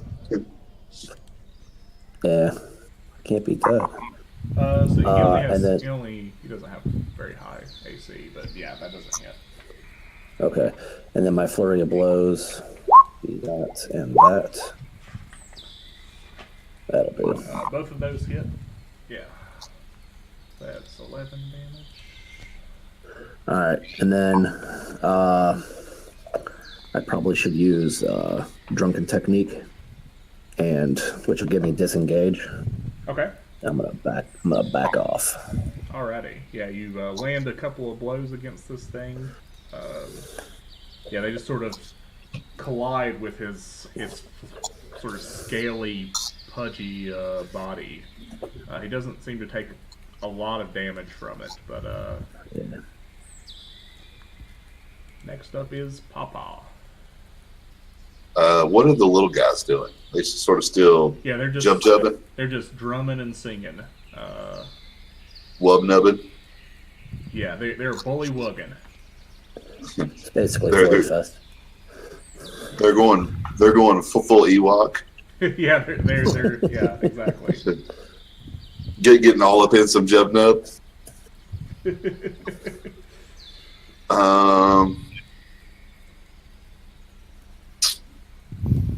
Let's see.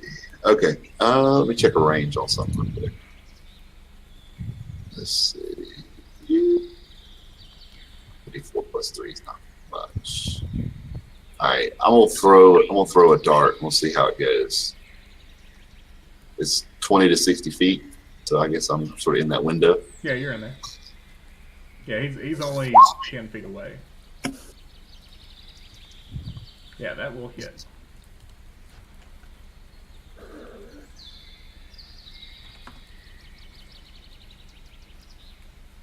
Yeah, so it pierces into this thing's body, and it just sort of flails its arms a little bit.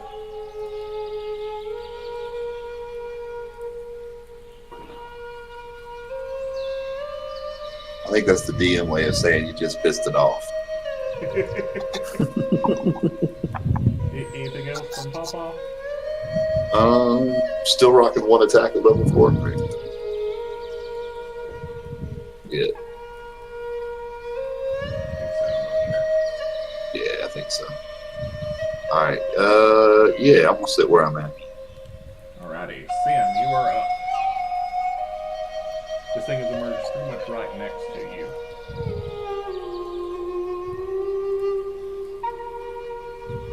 Are you muted? Sorry. Is there anyone nearby?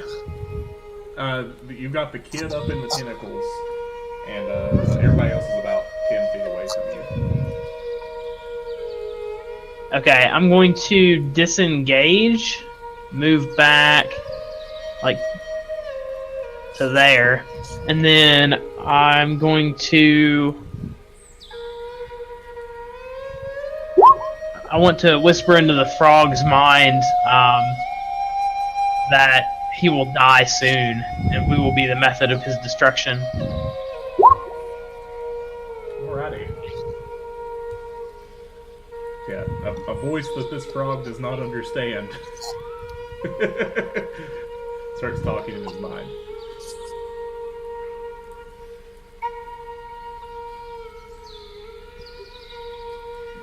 Anything else from Sim? That'll do it.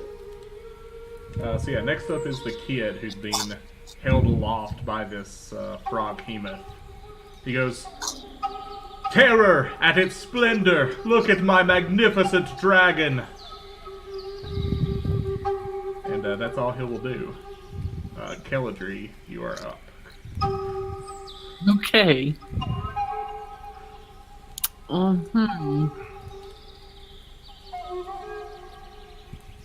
I want to. So does. Let's see here.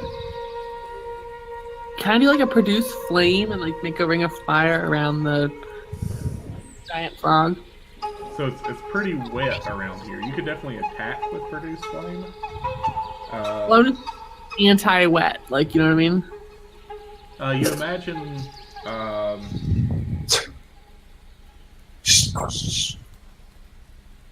She grew up on a farm. She never played Pokemon. She doesn't understand fantasy laws of rock, paper, scissors. I like it. You're She not doesn't very, know. You're not very sure. You're not sure what would damage this sort of creature. Okay, fine. So I'll just attack one of the little frog dudes with my shillelagh, with my quarterstaff. You're attacking the bullywugs? Are they charmed? They're just sort of drumming and singing around the area. They don't seem to be engaging you all in combat. Okay, well then I'll hold my attack. Okay, are you holding it for if it comes close to you? Yeah, or if it like tries to hurt anybody. Okay. So if it If it tries to hurt me, I'm gonna attack it with entangle. okay, I like that. That's a good call. you can do that. So next Okay. up is the frog behemoth. And so Sims 1, Papaw's 2, Dr. Grigori's 3, Kelladrey's 4, and Rando is 5.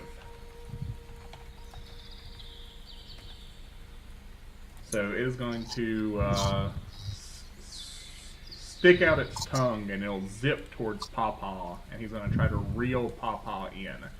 Oh, Kelladrey, you get your spell off. Okay. As he's made an overt hostile move. Okay. Does his tongue get entangled? Yes. That would be fabulous. So yeah, he has to make a strength saving throw or be restrained.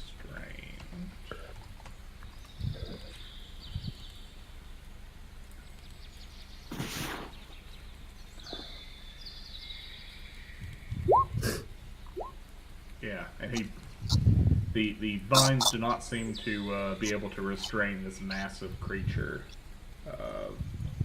but it's still rough terrain around him. Okay. So Papaw, give me a strength saving throw.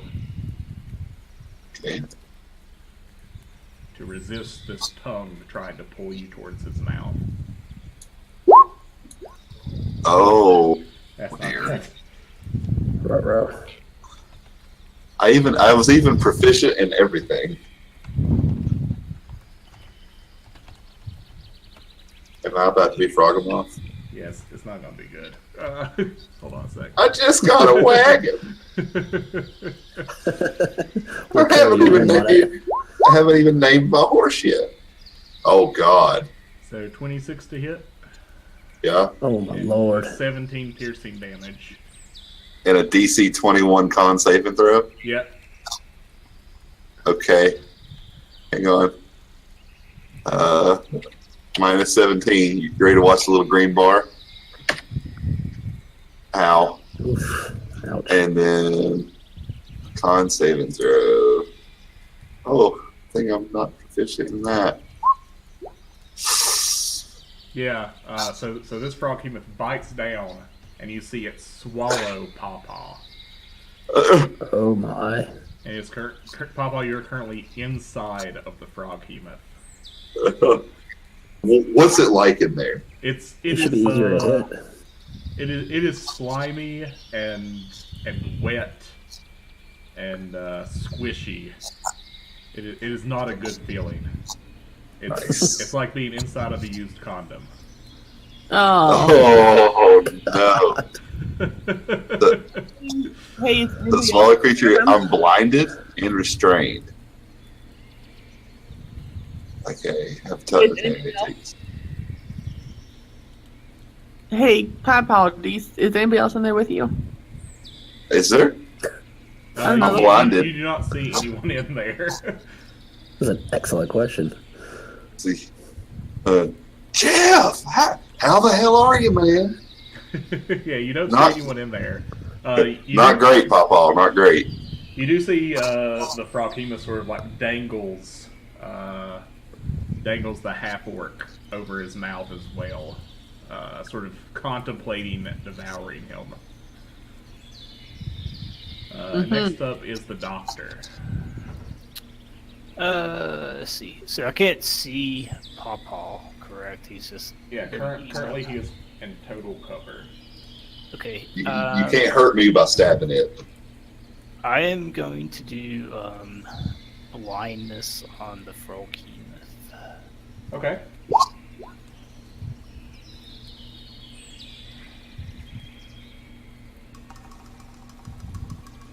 Yeah, so DC 13 con save, or it's blinded.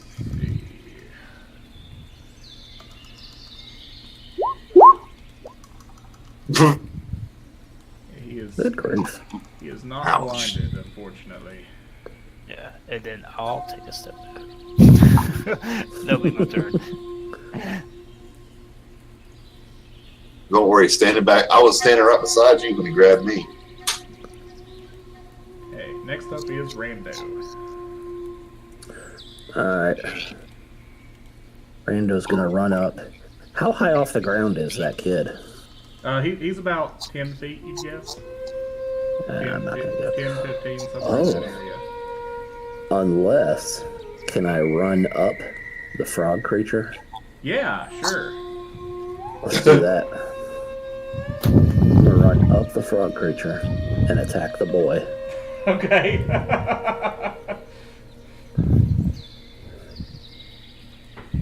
This may go badly. Or not? Yeah, you have no problem. Describe how you kill this kid. What's that? Sorry, I kind of broke out. Did I miss that one? I missed that one. Yeah, describe how you kill this kid. Oh, horribly. I'd rather not describe how I killed Yeah. a child. You No, dash okay. up the frog behemoth and just use your short sword, and he is dead. I feel bad about that. And then I guess I should probably get down. Were you Come intentionally down trying to here. attack the kid? Yeah. Oh, okay. I wanted to make Yeah. sure before I kept going. Before what's about to happen is about to happen. Alright. And I am done. All right. Papaw, you are up. Well, can I do anything? Can I do damage to it from inside? You can. You can attack on the inside. Oh, okay. You're just restrained. You can't like move out of the Froghemoth, but you can still attack. Gotcha. Okay. Let's see here. Can I step of the wind out of him? No, I'm just kidding. Just explode out of the side. Shit, getting. All right. I'm just going to give him the ye olde whack in the pancreas.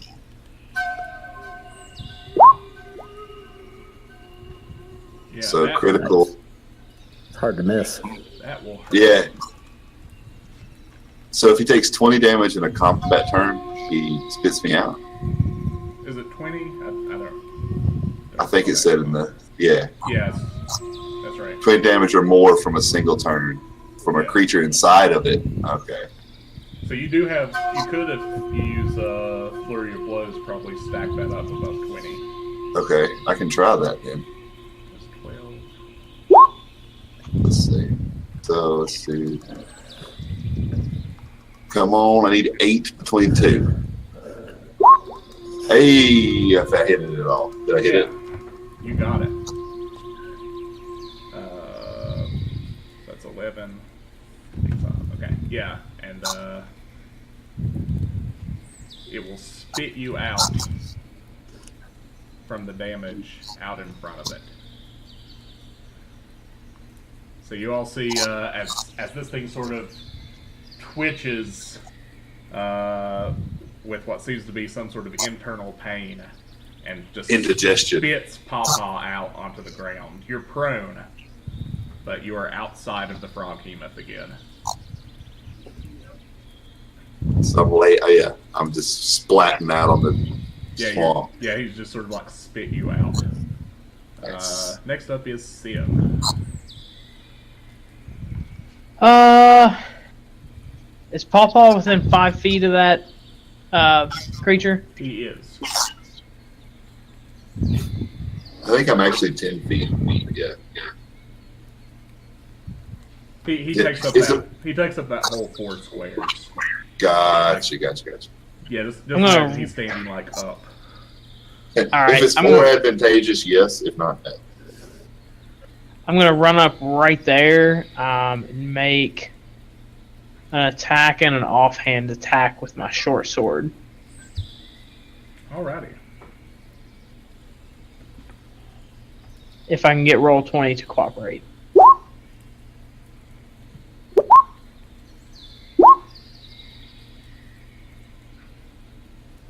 Yeah, so both of those will hit.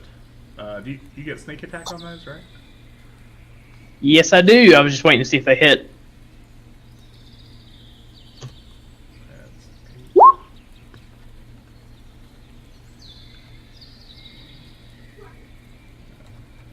Okay. Yeah, so you put some deep gashes into the side of this creature. Next up is the dead half-orc, who does nothing. My bad. Kelladrey, you are up. Okay. Can I try fire just for shits and giggles? Yeah, you can try it. Okay. Burn him. Will it hurt Papaw? Or no, Papaw's out. Pawpaw's out. Okay. Yeah, you throw your. Oh, actually, yeah, you miss. I'm gonna. So yeah, your fire just sort of sizzles out against the flesh of this creature, and it doesn't seem to damage it. How do you miss a Frogamoth? By rolling a 1, because that's that's essentially what happens. True. Next is the Froghemoth. You'll see him take the dead half-orc and swallow it down, and will attempt to flee into the swamp. Anybody standing next to him will get an opportunity attack. So that's Papaw and Sin.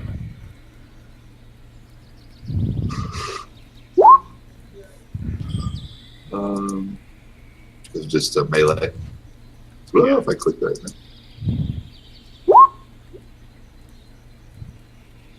All right. I'm still sort of figuring myself out. Yeah, as he turns, you're able to put some big gashes into him. He's not dead, but he seems to be going deeper into the water. Next up is the doctor. How injured is Papaw? He's Pawpaw's Oh, go ahead. Pawpaw's pretty bloody. And anyone else hurt at all? I don't think so. Yeah. No, everybody else is fine. I'll do cure wounds.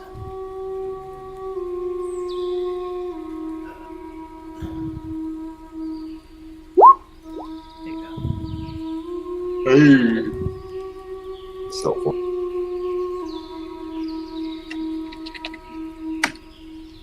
Hey. Thank you. Yeah.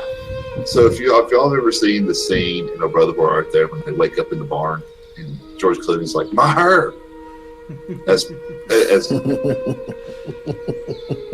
Papaw wakes up from near unconsciousness on the beach of a swamp because of the healing, because the cure wounds, it's my hip. Alrighty. Anything else from Dr. Grigori? Yeah, that's it. Next up is Rando. The frog demon seems to be retreating into the swamp. Can I still get to him? Yeah, you could run across sort of this bar here and reach him. Alright. How deep is the water in there? It's gets deeper the closer to the center you get. About where he's at, it's probably about 20 feet deep-ish. Oh, okay. So can I attack from there? You could probably stand here and attack him. Okay. Alright, let's do that. Nobody eats my half orc and gets away with it.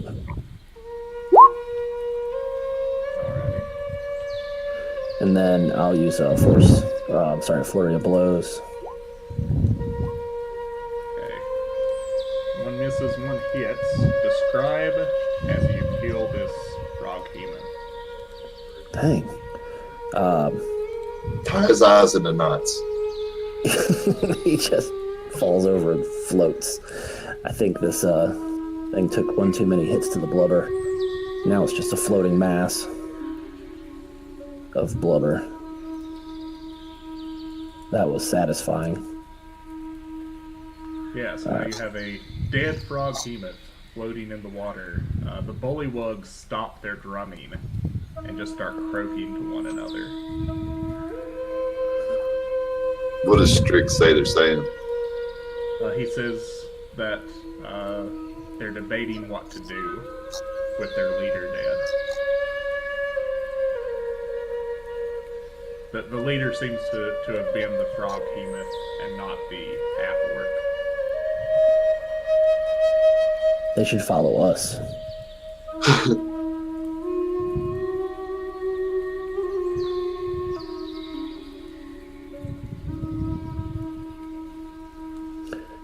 Okay, what do you guys want to do?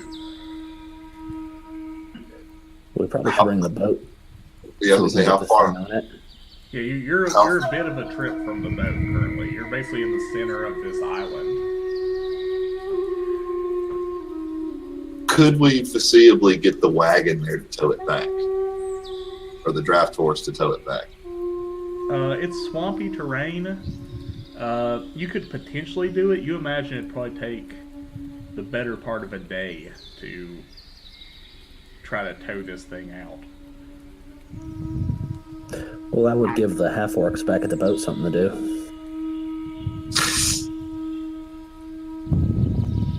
Then we gotta pay them for another day. That's a good point. Assuming they're even still there. You don't think your talk worked?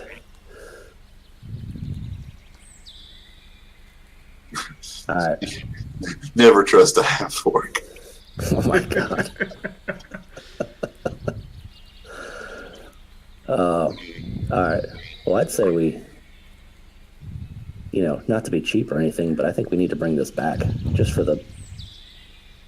Well, for the reward and to prove we did it. No one is going to believe that for all intents and purposes there was a dragon, and no, it wasn't a dragon. It was the Frogamoth. Yeah, that's a good point. Is there a way we could like sever the head or? Yeah, you could a cut foot it off. Or. Yeah, it's got an eye stalk sort of up the top of its head. You imagine you could probably get the whole head off if you wanted.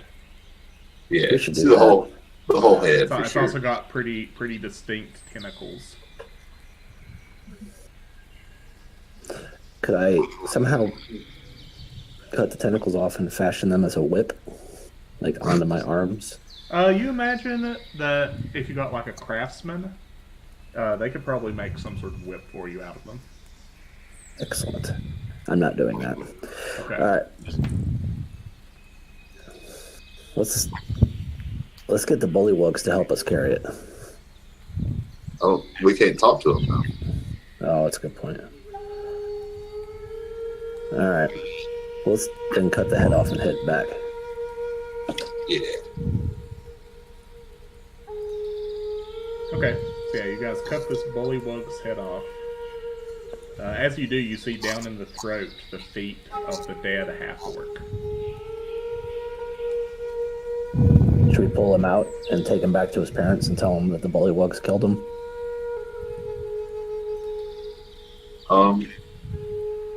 Probably like bury him, right? He's a kid. Yeah. It's messed up what you guys did to him. Wow.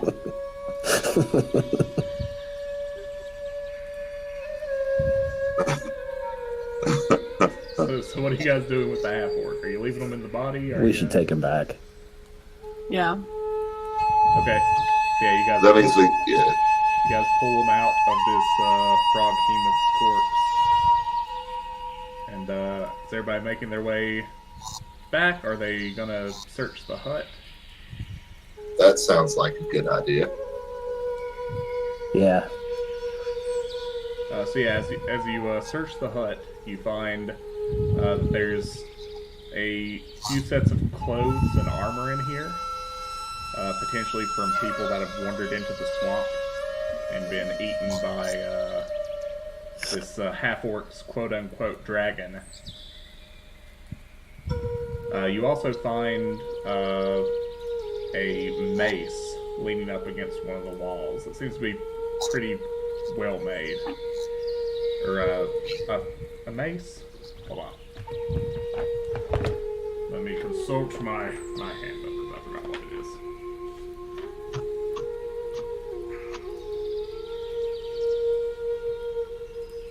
Yeah, mace.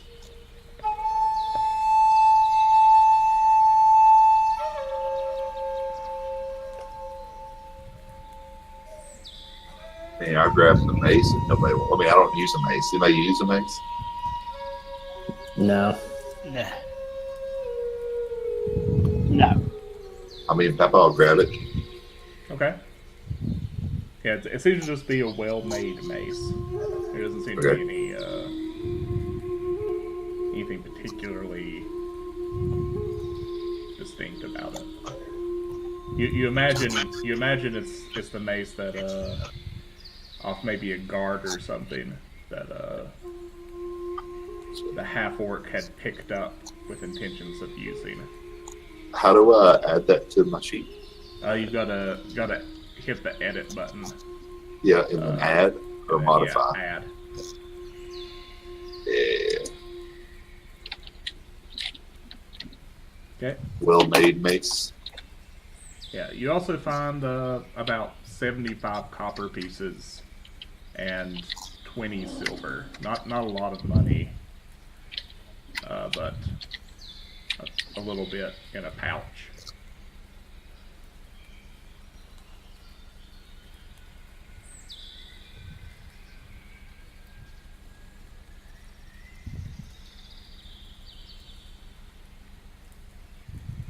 Anybody doing anything else? Getting back to the ship. The next question, though, is do we take the boy back or do we go straight back to the city and send him back with the ship? Yeah. Yeah, we should probably let's do that one. Which of those are you doing? That's what I was asking.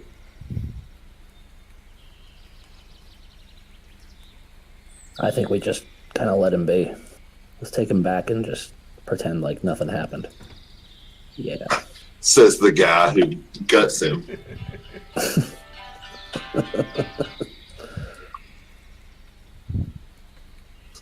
pretend like we don't know nothing about it. We found him in the swamp. It was terrible. Those bullywugs are terrible creatures. Monsters. Are you taking them back to the village, or where are you taking them?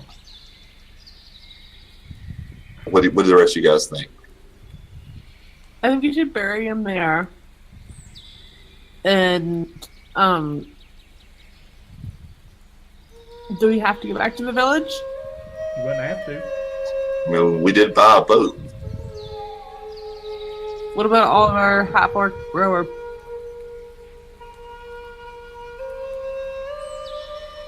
I mean, I don't know. I wasn't the one who paid for the boat. We can get rid of the boat. I don't care. What are we gonna do with the boat?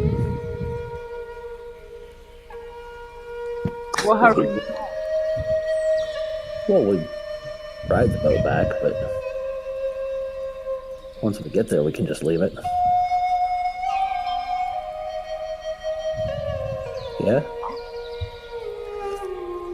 Is that what you are doing? What do y'all think?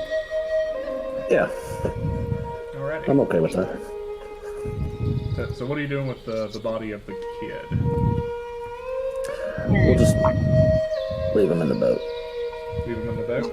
Okay. So yeah, you guys sail back to Maribia. It's basically nightfall by the time you make it into port, and they guide you into a small dock. And you guys are back in the main town.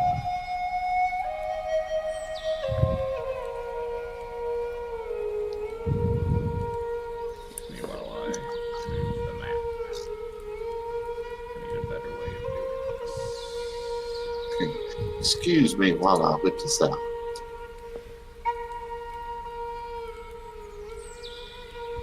Here we go. So yeah, they guide you into a small dock down here in the shipyard.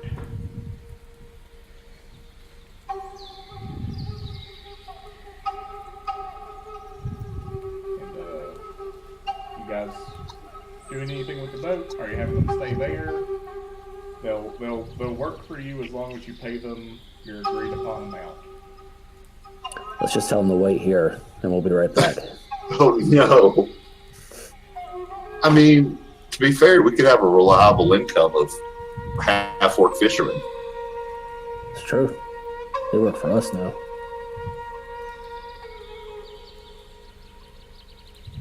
How many of them are there? So there's 3 half-orcs and 1 full-blooded orc. At a silver a day? A silver a day. Yeah, to move your boat. So I say we offload the wagon, and then, I mean, if we need to go anywhere else, we've got. I mean, here's the question: can we afford 4 silver a day to have a boat to take us wherever we need to go on that? Probably. Jason, what do you think? Ada, what do y'all think? Not that much money. Where all do we need to go? No, I don't want to have him in slavery. We were paying them a day, paying them per diem.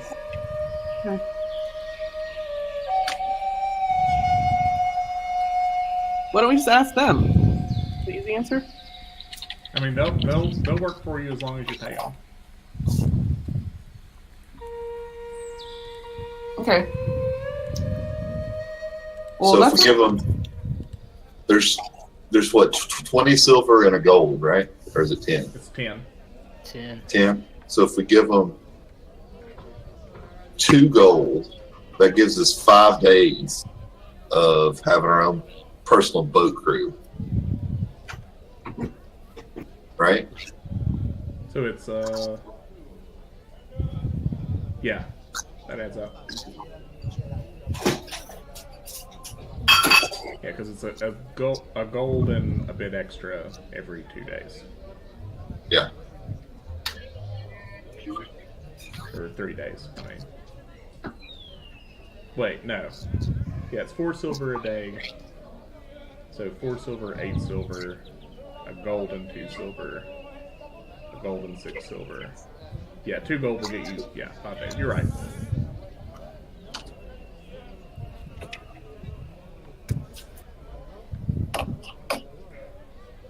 We must die. Yeah, or you can dismiss them if you want. It's your all's. I mean, I think if we've paid for the boat itself, I think we should hang on to them in case we need it. Instead of taking a 2-day wagon ride, we can take a day boat ride. Yeah, I'm okay with that. Okay. Yeah, so they'll hang out at the shipyard for you. They'll go ahead and are you all doing the 2 gold for 5 days deal, or what are you guys doing with that? Yeah. Okay. I'll pay for it. They say if it goes past 5 days, they'll stay at the shipyard for a while, but eventually they will head home. Gotcha. Okay, and is everybody going back to the inn for a night's rest? I think so, yeah. Yeah. Alrighty, so everybody gets a long rest and a level up for killing the frog heathen, Ooh. and we will call this a session. Woo! And join us next time for Roll for Hugs.